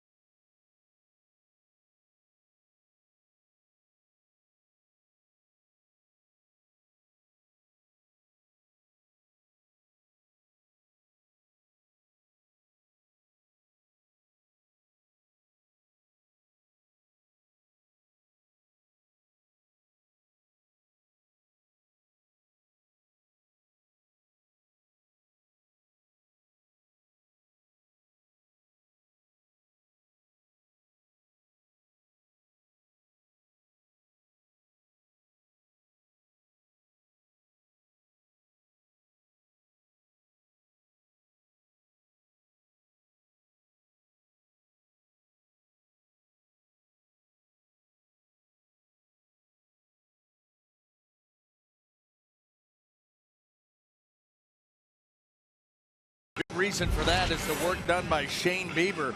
6 innings here tonight. He's given up just 2 hits, no runs, walked a couple, uncharacteristic for him, but also the 11 strikeouts, somewhat uncharacteristic. Running up a big total, but I'll tell you what, he has been sharp with the fastball, very good with the slider on top of it. He's moving the ball around to both sides of the plate and really has the Rays lineup back on their heels. It'll be interesting to see if he tires it all, if he can make a mistake or two, and this Rays lineup can take advantage of it. Changes defensively. That's Greg Allen in center field. Brandon Barnes is in the game in right field now for Cleveland.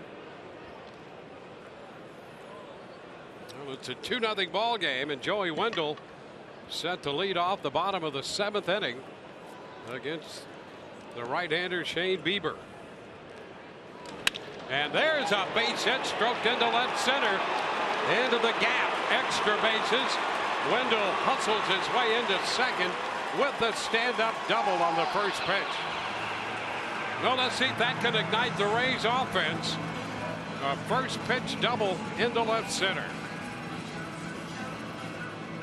Well, take advantage number one. Here's that slider trying to backdoor it. It just stayed flat and it stayed up.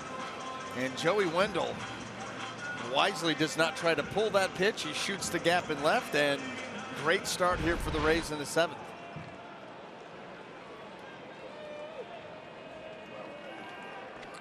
Willie Adames. The Rays have left 3 men, 1 on in each of the last 3 innings. Actually left another man on in the first, so they've stranded 4 tonight. 1-0 the count.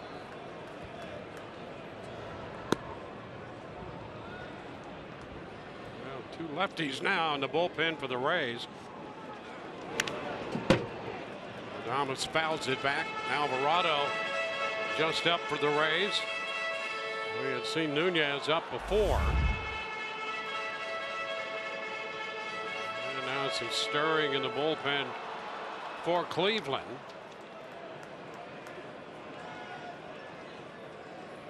And that's the left-hander Brad Hand, who was in at the end of the game last night.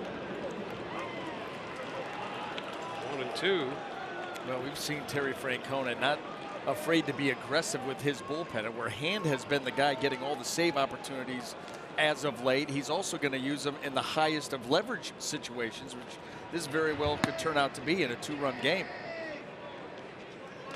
Ground ball headed to short.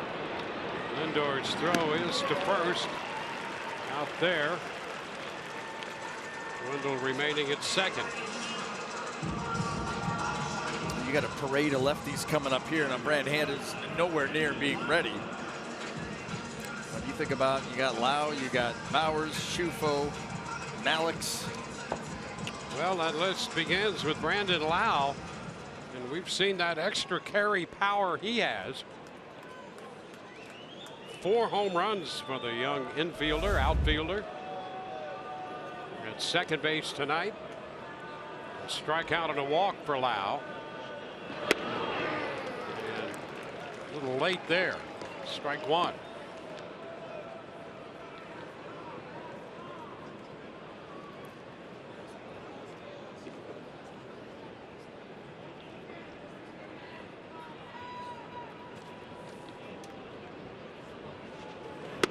And now he takes a strike.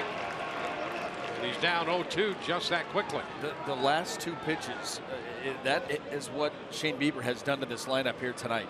You saw the awkward swing by Lau. You don't see him take a swing like that rarely, if ever.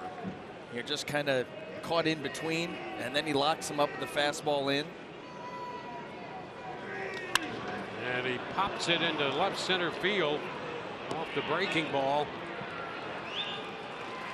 That will be out number 2. Brantley taking care of that.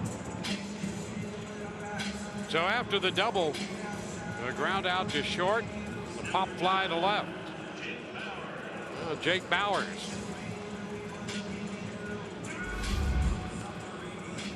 Well, Bowers has an 0 for 2 night.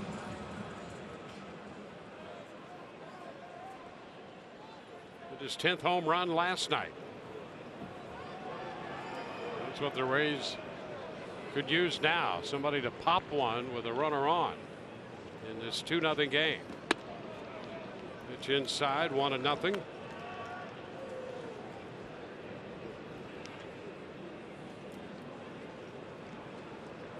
We're approaching 100 pitches on the night at 97 right now.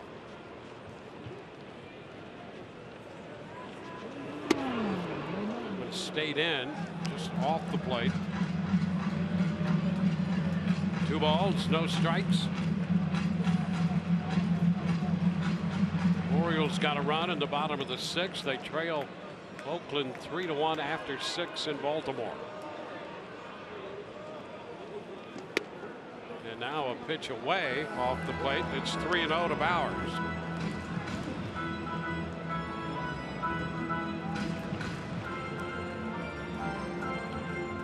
Francona, the Cleveland manager.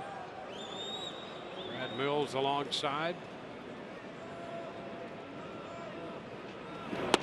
And ball 4. A walk on 4 pitches to Bowers.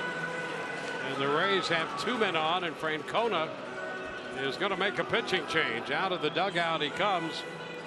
Call to the bullpen being made, brought to you by the Florida Lottery.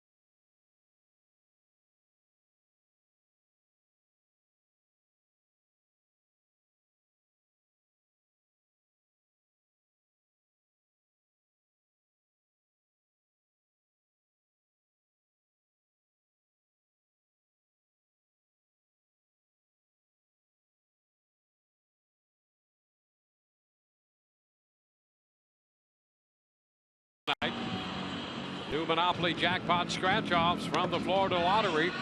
A new spin on a classic loaded with prizes from $10,000 to $2 million. So unleash the excitement anytime. The Florida Lottery, it's your ticket. Claim it. Shane Bieber departs with 100 pitches under his belt. 6 2/3 with 3 hits and 3 walks and 11 strikeouts, leaving 2 men on. Well, he did a masterful job here tonight of keeping the Rays hitters off balance, keeping them off the board thus far, but that's going to be up to Brad Hand to keep it that way, as he's got a couple runners left out there. And right back on the horse for Brad Hand after giving up the 2-run walk-off home run last night to G-Man Choi. He is right back out there here in another tough spot. Had a lot of work this season. Matt Duffy will pinch hit for the Rays catcher, Nick Schufo.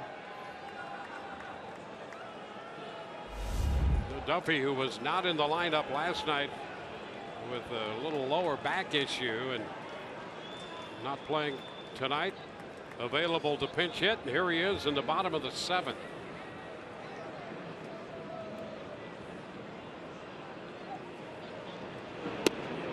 Takes a pitch too low.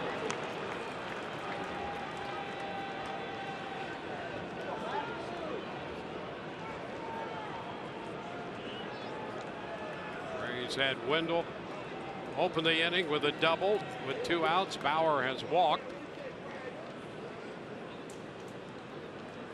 Duffy hitting against Hand.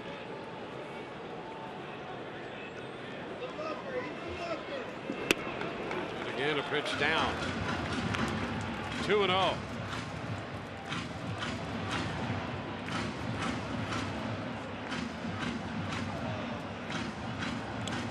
Smith on deck.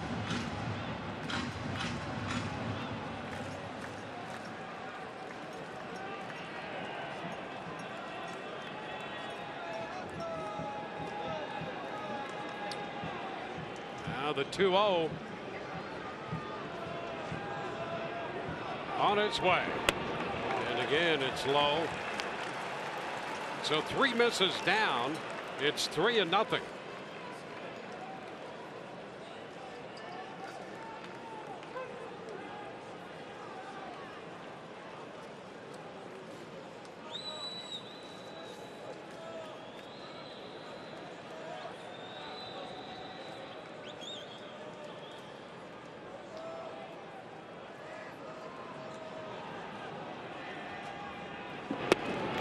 Again, 4 misses down, all in pretty much the same spot. And that walk loads the bases. And we'll get the top of the order. Malik Smith up. Pitching around Duffy after falling behind to get to the left-handed hitter Malik Smith. You don't really know, but what we do know is Malik Smith has done a great job this season of handling lefties. And he's got the bases juice here to work with, so a hand has to be out over the plate. And Malik's hitting .365 against left-handed pitching on the year. Overall, the 7th leading hitter in the American League.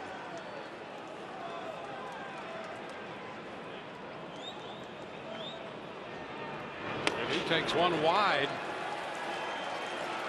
So he missed by quite a margin with that pitch. You can envision it already, hand coming into the zone with the heater, and Malik's does such a great job. You know, kind of like Joey Wendell, they don't pull off, they stay up the middle and start to think about shots into left center field. Yeah, and with 2 outs, the runners will get a good break. Wendell third, Bowers second, Duffy at first.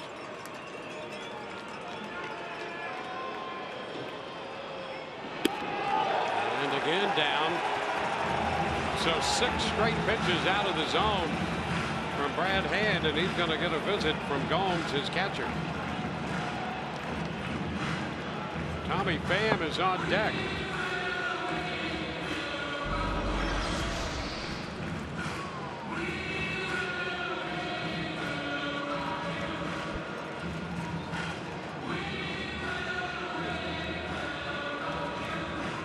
Wendell opened with a double. The next 2 men were retired before Bowers drew the walk. That precipitated the pitching change. Bieber departed for Hand. He walked Duffy on 4 pitches. Has missed on the first 2 to Malik Smith.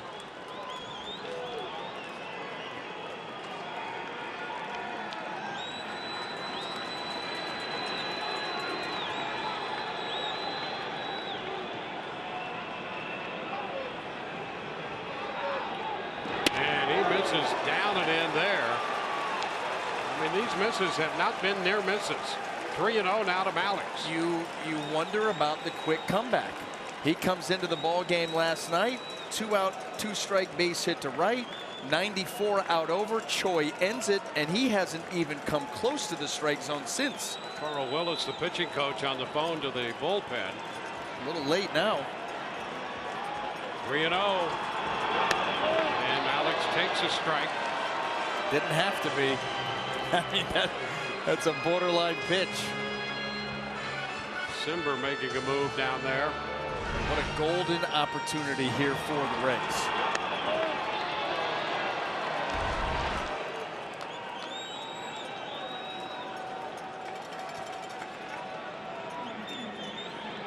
Three-one to Malik. 3-2 now on a pitch down. Over aggressive just a hair. When Malik's having the visions of grandeur, this pitch just darts below the zone and the swing. So it's full up. 2 outs, bases loaded. The runners will be off with the pitch. About a liner up the alley in left center. 3-2 pitch. And a pop up to the left side. Linder out there. And Lindor makes the catch in short left. The Rays leave him loaded. We go to the 8th. 2-0 Cleveland.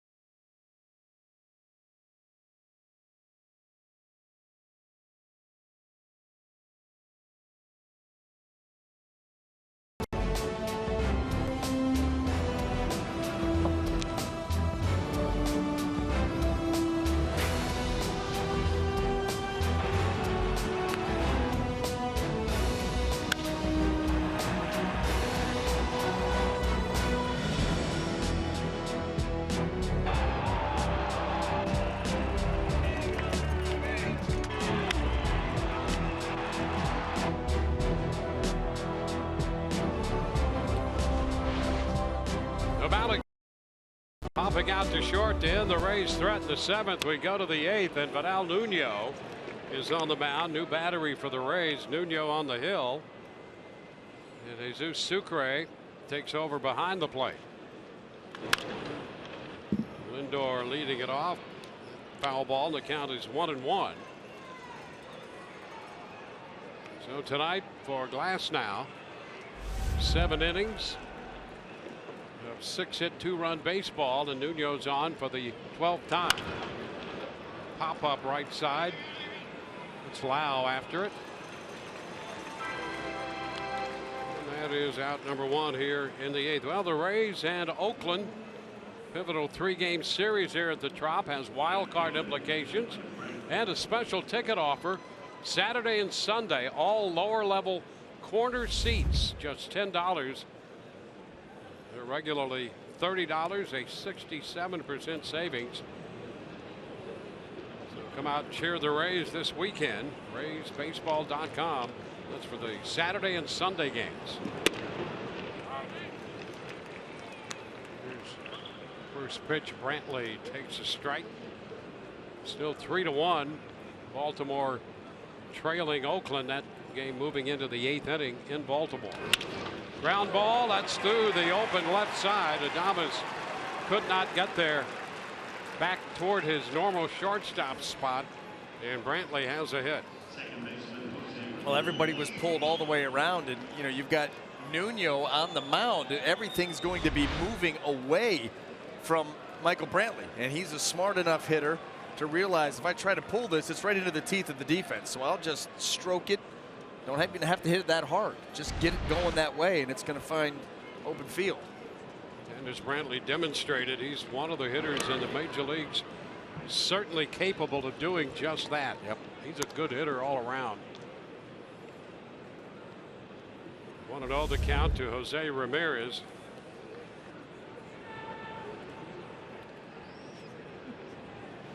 The high up foul. That ball hits the ring, but I think it hit it in foul territory, and that's a dead ball.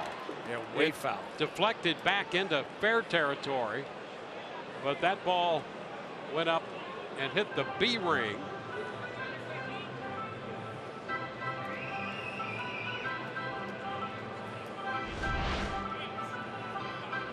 Hit the lights there on the B ring. You see that yellow vertical pole hanging down to mark fair and foul up there on the B ring.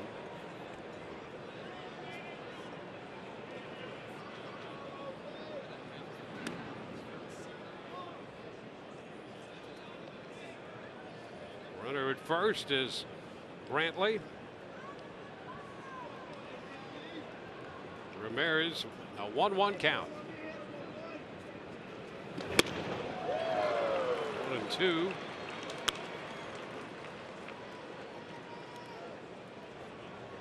Kittredge up in the bullpen for the Rays. Josh Tomlin has been up in the bullpen for Cleveland. Runner goes. They haven't picked off the throw down, and he is out at second base. So they catch Brantley, and the balk is going to be called. A balk's going to be called on Nuno. Well, and here's what ends up happening. This is why these guys go on first move. Yeah, Kevin Cash not happy, but you wonder where Vidal Nuno, you know, you think about that 45-degree angle, and he went well past that. And here's what Kevin Cash is going to say. How are you over here at third base the one to call it? You know, usually it's going to be the first base umpire that has the best read on that. How are you calling that? Yeah, that's Carlos Torres over there.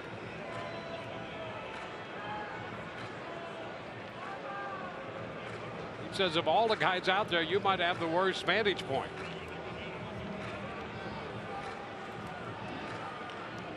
Well, it's certainly not the best. I mean, he's in that same line, and that's what Kevin Cash was asking him. How is that your call as opposed to Paul Nard?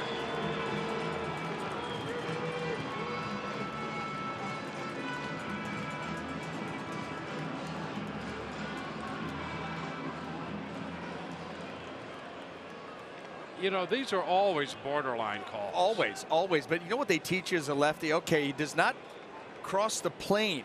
You know, if that right foot, when it comes up, crosses the rubber, okay, now you're committed towards home plate.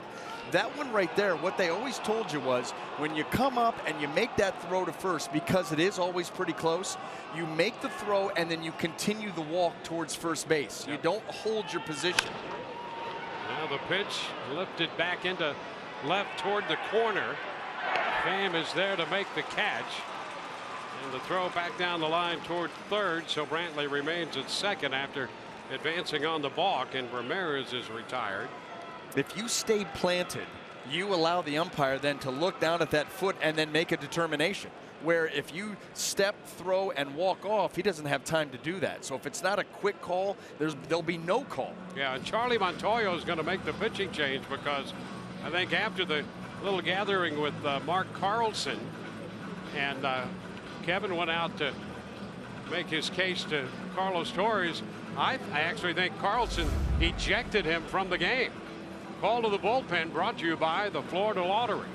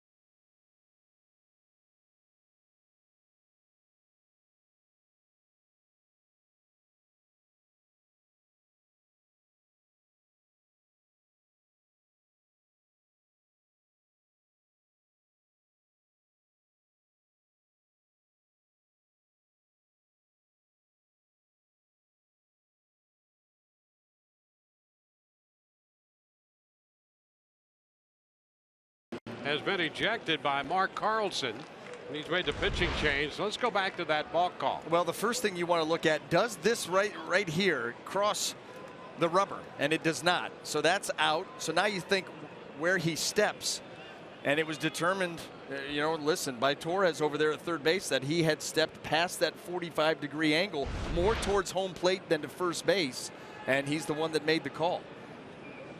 Only two things it could have been. Now Kittredge facing Encarnacion. 2/3 of an inning for Nuno. Gives up a hit, leaves with a man on. 26th appearance for Kittredge, who worked an inning last night.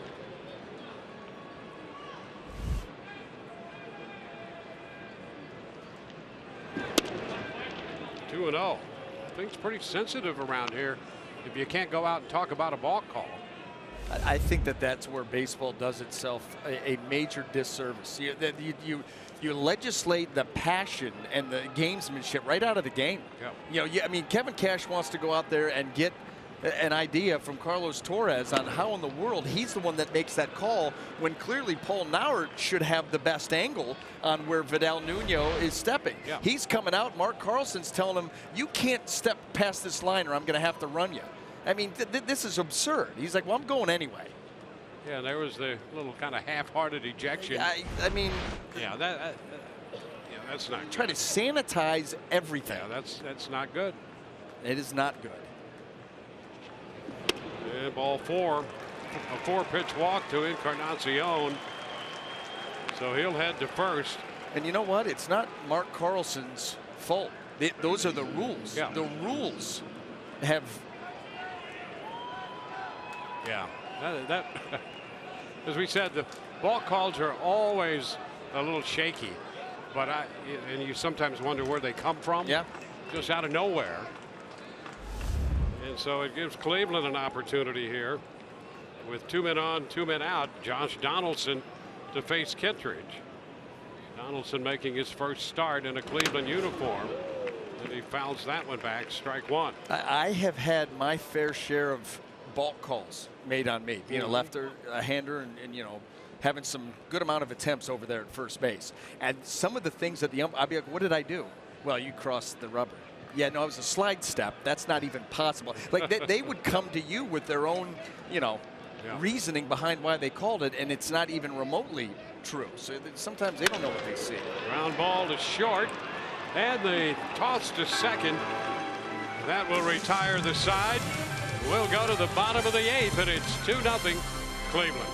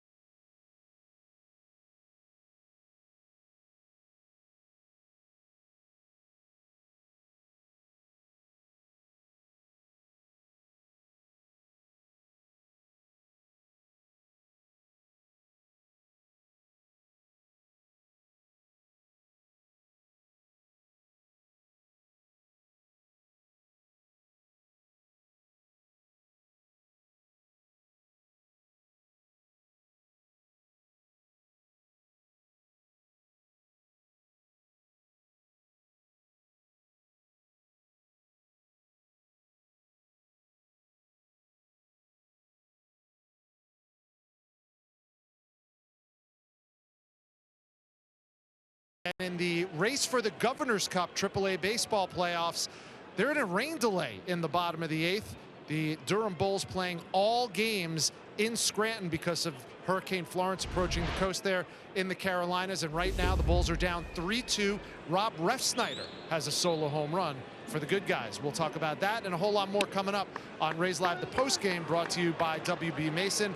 If that game gets finished, and this game will be finished, we will be on the air following the conclusion of this one, guys. Well, Tommy Pham leads off the bottom of the 8th. He's taken a pitch for a ball. Facing the left-hander Hand. 1-1. G-Man Choi is on deck, and then C.J. Cron due. Terry Gonzalez in the game at third. Replaces Donaldson at third base.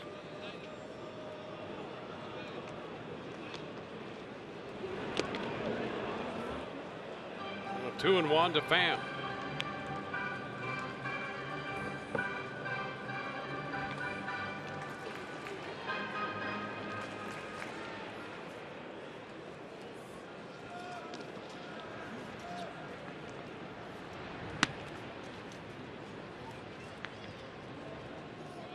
John Edwards joining Simber in the bullpen for Cleveland. 2-2. The count to Pham. Jamie Schultz up for the Rays.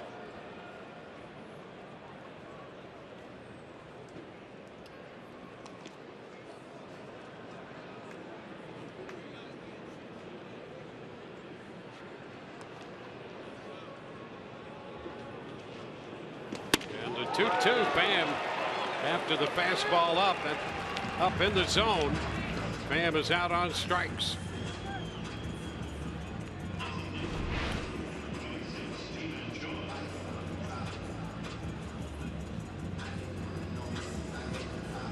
G-Man Choi, who ended the game last night with that walk-off. 9th walk-off of the year for the Rays. And Choi now will match up against the lefty hand again.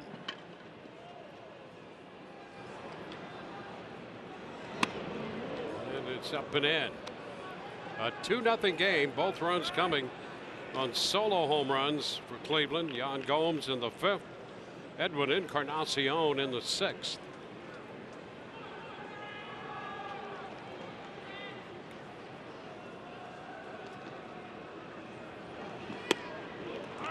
And now strike. 1-1.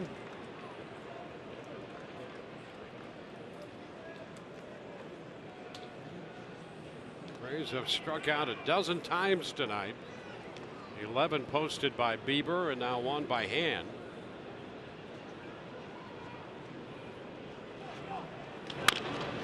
Chop down to first. Alonso makes this play unassisted. 2 up, 2 down in the 8th. C.J. Cron heads to the plate. Cron tonight twice has struck out. Retired in the 6th inning on a good play by Donaldson down at 3rd. Now 3rd to 1st.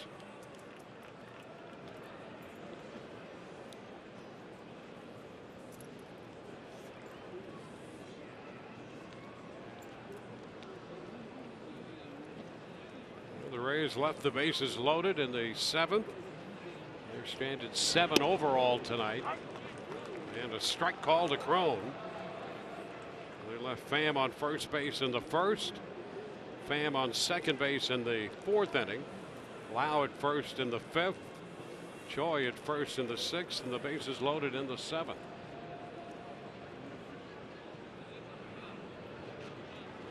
Ground ball headed to Lindor. The Rays are up and down 1, 2, 3 in the 8th. They have 1 shot left. We go to the 9th. Down. Cleveland 2, Rays nothing.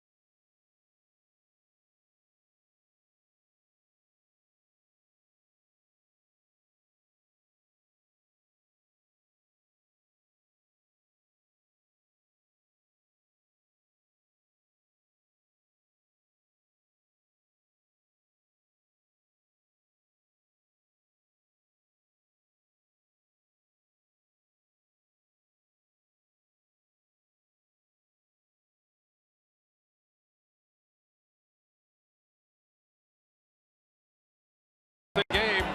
First run supplied by Yan Gomes, his 14th home run of the year. Breaking ball, and he hit it to the deepest part of the ballpark.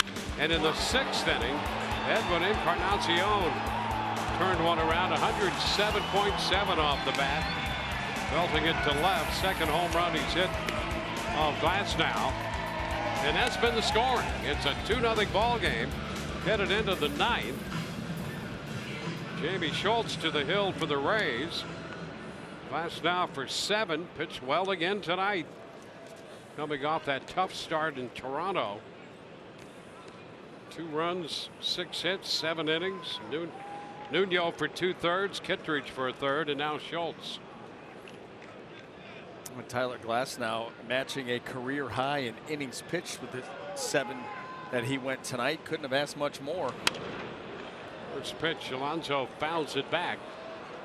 he just has had zero in the luck department when it's come to facing these Cleveland Indians. He's gone 7 in both starts, so 14 total innings, has given up 3 solo home runs, 0 runs of support.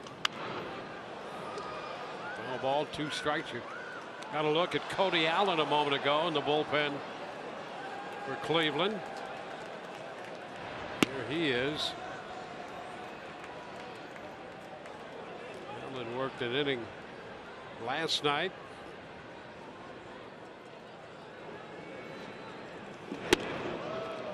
Down and in. 1 ball, 2 strikes.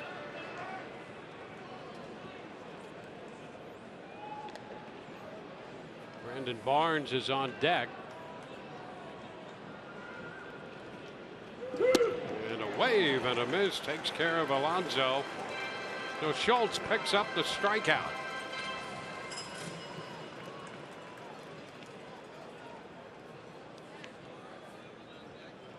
And now Barnes took over in right field, replacing Cabrera. Cabrera had gone 0 for 3. First plate appearance for Barnes in this game.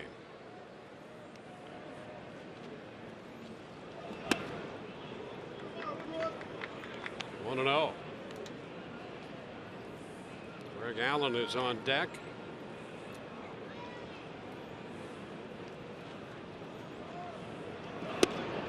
Schultz misses again. 2 and 0.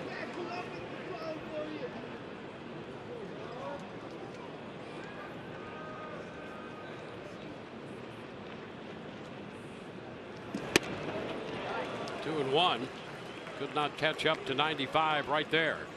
Just blew it right by him, right out over the heart of the plate. That's what Schultz has the ability to do. Saw the good breaking ball to put away Alonso. Good fastball here to Barnes.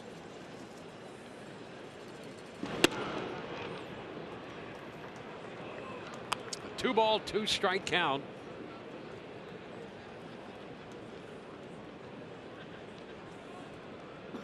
Barnes 2 for 5 with the Indians. One of those hits a home run. And that's a 1-hopper that skips by Adames. Moving to his left. Malik Smith up with it in center field. And Barnes is aboard. Well, that ball to the left of Adames, and it came up on him and skipped by him. Man, that would have been a great play by Adames. This is a tough ball to handle. The liner as you're moving to your left, and it's going to short hop him and then get right up over the thumb of that glove. So Barnes gets a base hit. Indians have a base runner with 1 out. It's such a tough hop. You know, that short hop down around the knees, the shins. But boy, when they get up around the belt, those are tough to judge, especially when you're on the move. Allen hitting from the left side takes the ball up. Greg Allen started last night's game in center field, was on a couple times. Had 2 plate appearances.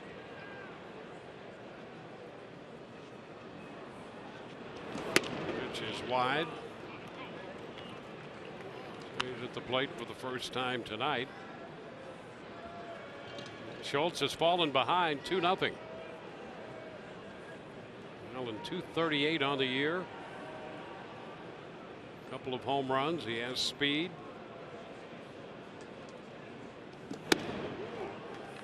And it's now 3-0. Schultz worked the 9th inning last night. Picked up a strikeout. Gave up a walk. No runs. Yan Gomes on deck.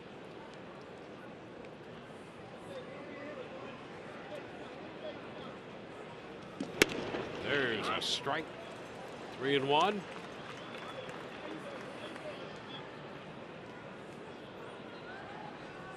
Baltimore batting in the bottom of the 8th, trailing Oakland 3-1 in Baltimore.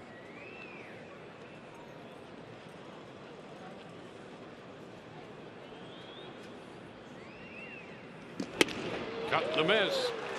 Fastball up in the zone and by Allen. 3-2.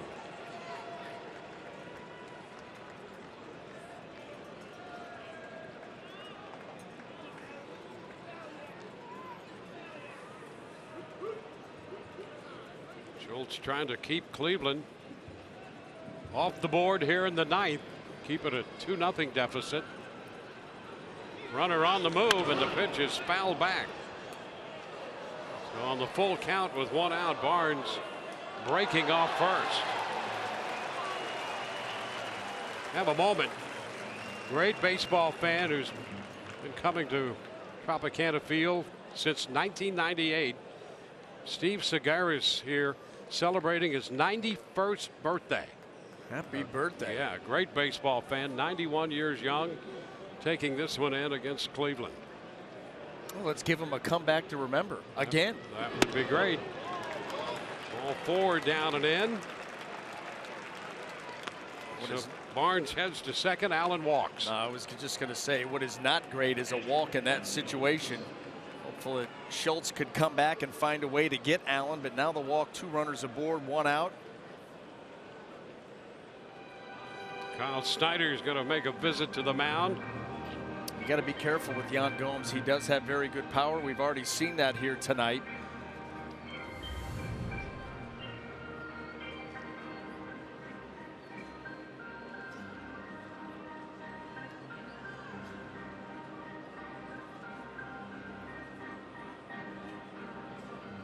Well, let's see what the Rays do down in the bullpen. You see Stanek getting up.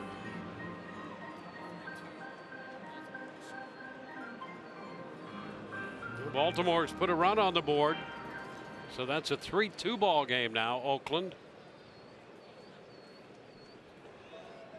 Here the Rays are down 2-0.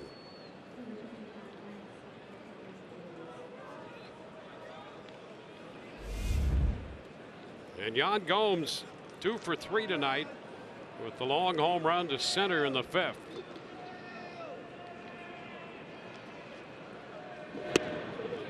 Pitch is a fastball over, but too low. 1-0.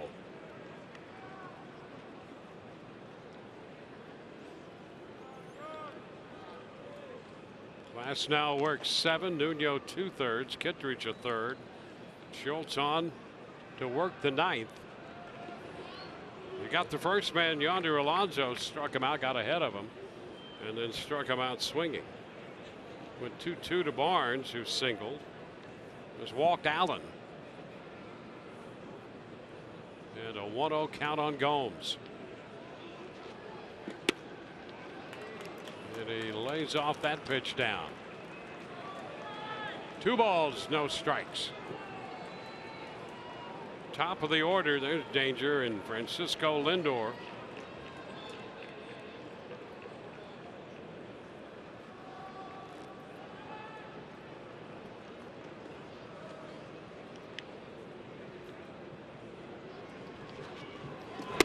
Now a strike. 2-1.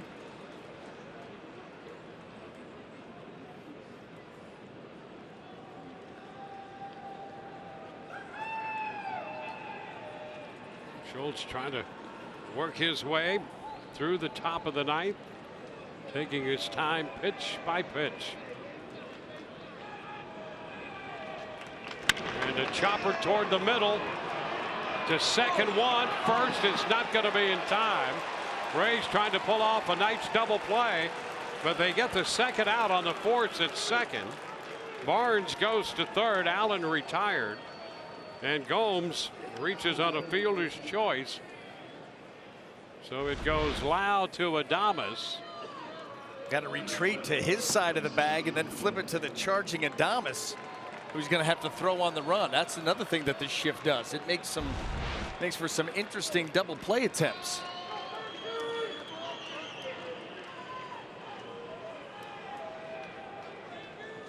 So now it's Lindor.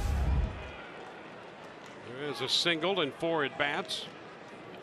He was 2 for 5 last night. The pitch is up and away.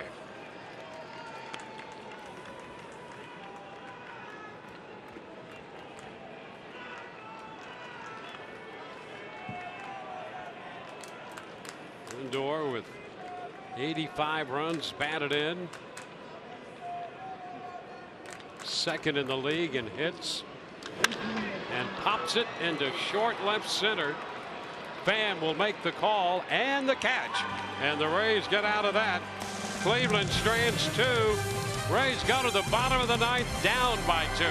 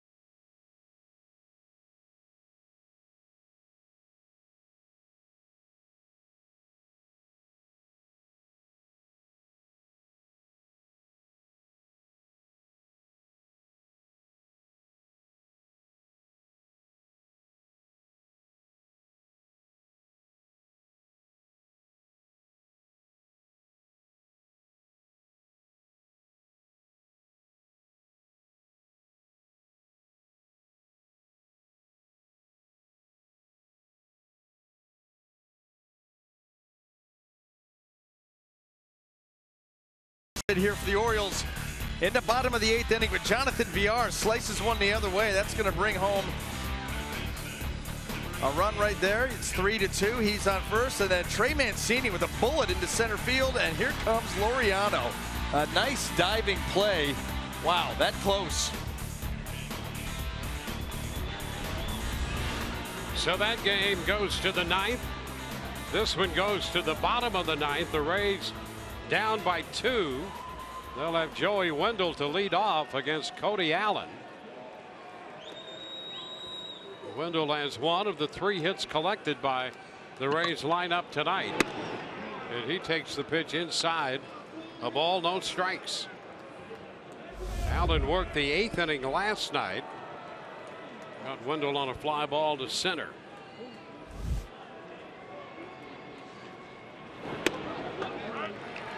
He finds his zone.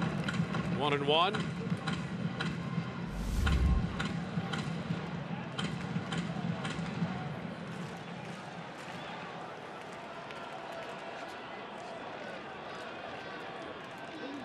Upstairs.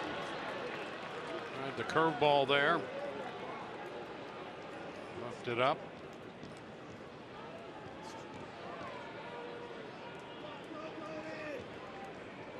Adames next, then Lau. It's foul and sliced back into the seats back of third. The Rays need at least one base runner to have a shot, down 2-0.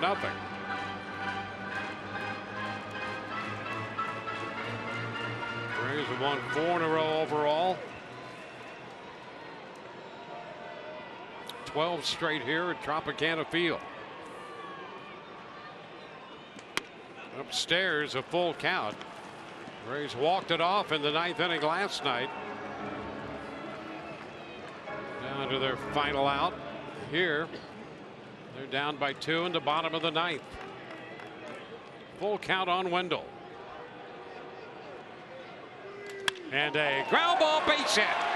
Wendell is aboard to start the bottom of the 9th inning, and the Rays get the base runner they need to have a shot. That gives Wendell 2 for 4. Puts him aboard for Willy Adames. Well, having trouble with the breaking ball, so he goes back with the fastball. How about Joey Wendell getting on top of that pitch? That ball well up in the zone, but he shortens up the swing, uses the other side of the field, and here we go. Adames looking for his first hit of the night.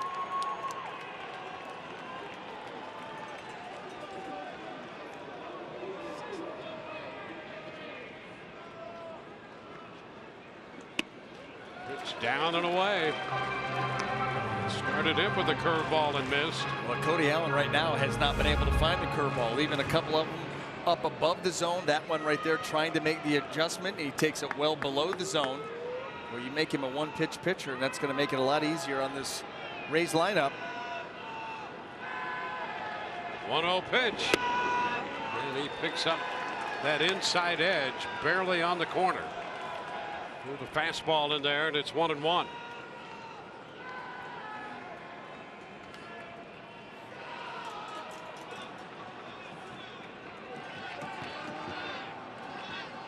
Wendell aboard. And a ground ball headed to short. They'll get the out at second and safe at first. Close play at first. Francisco Lindor, instead of charging that all the way through, he held up on it and let that ball come to him right at the very end. See right here. See how he lets that ball end up coming to him, and just that little bit of time. The ball was hit off the end of the bat, and that allowed Adames to get down to first. See how he's reaching ball off the end of the bat. Great hustle. Well, that hustle's become a trademark of this team. Everybody does it. 1 on, 1 out. Brandon Lau. You preserve that base runner and you give yourself a chance to pop one.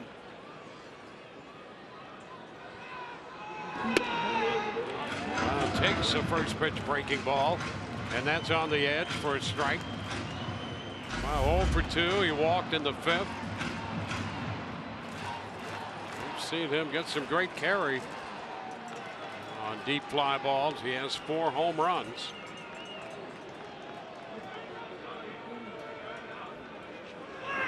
And that one biting down and in. He tried to hold, but not in time, and he's down 0-2.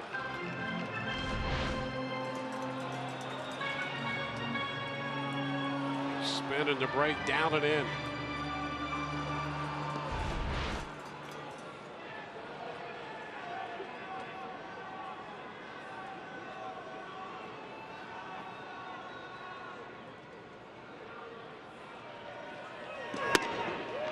He goes fastball up and away. 1-2.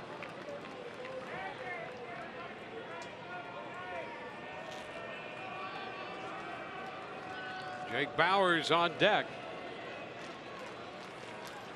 And Kevin Kiermaier has a bat in his hand.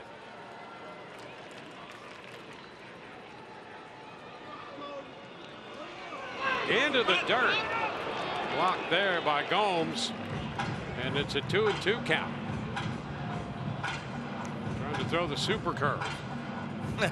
Problem is, it's got to go further than 45 feet. Maybe that was closer to 55. Working his way up. Now a square count, 2 balls, 2 strikes.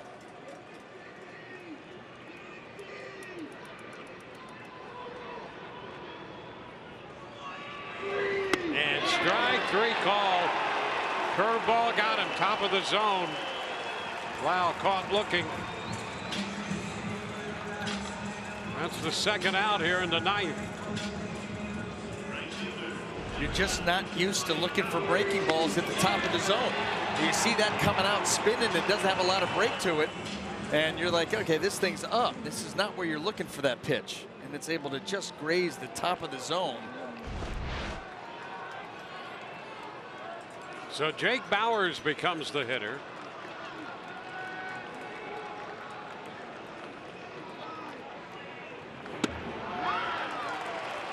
And a curveball to open the at bat against Bauers.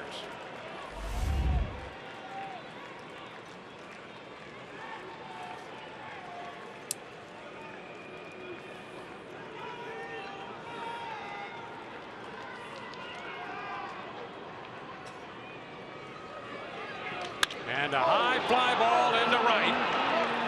Barnes is there waiting for this one. He makes the catch. And this game is over for the Rays in the 9th. No runs, a hit. 1 left. And Cleveland will take the second game 2-0. 2-8-0 for Cleveland. 8 left. 0-4-0. 8 left for the Rays. Bieber will get the win. He is 10-3. A save for Allen. His 27th. Glasnow takes the loss. All in 2 hours and 44 minutes before 10,599. The Coors Light refreshing finish. And there's the fly ball off the bat of Bowers to end it. And so this series is even at a game apiece. And the Rays dropped this one after winning last night in dramatic fashion 6-5. It's a 2-0 final tonight at Tropicana Field. For Brian Anderson, Dwayne Stats, hope you've enjoyed the telecast. If not the outcome, Rays Live, the postgame, comes your way next. We will see you tomorrow afternoon.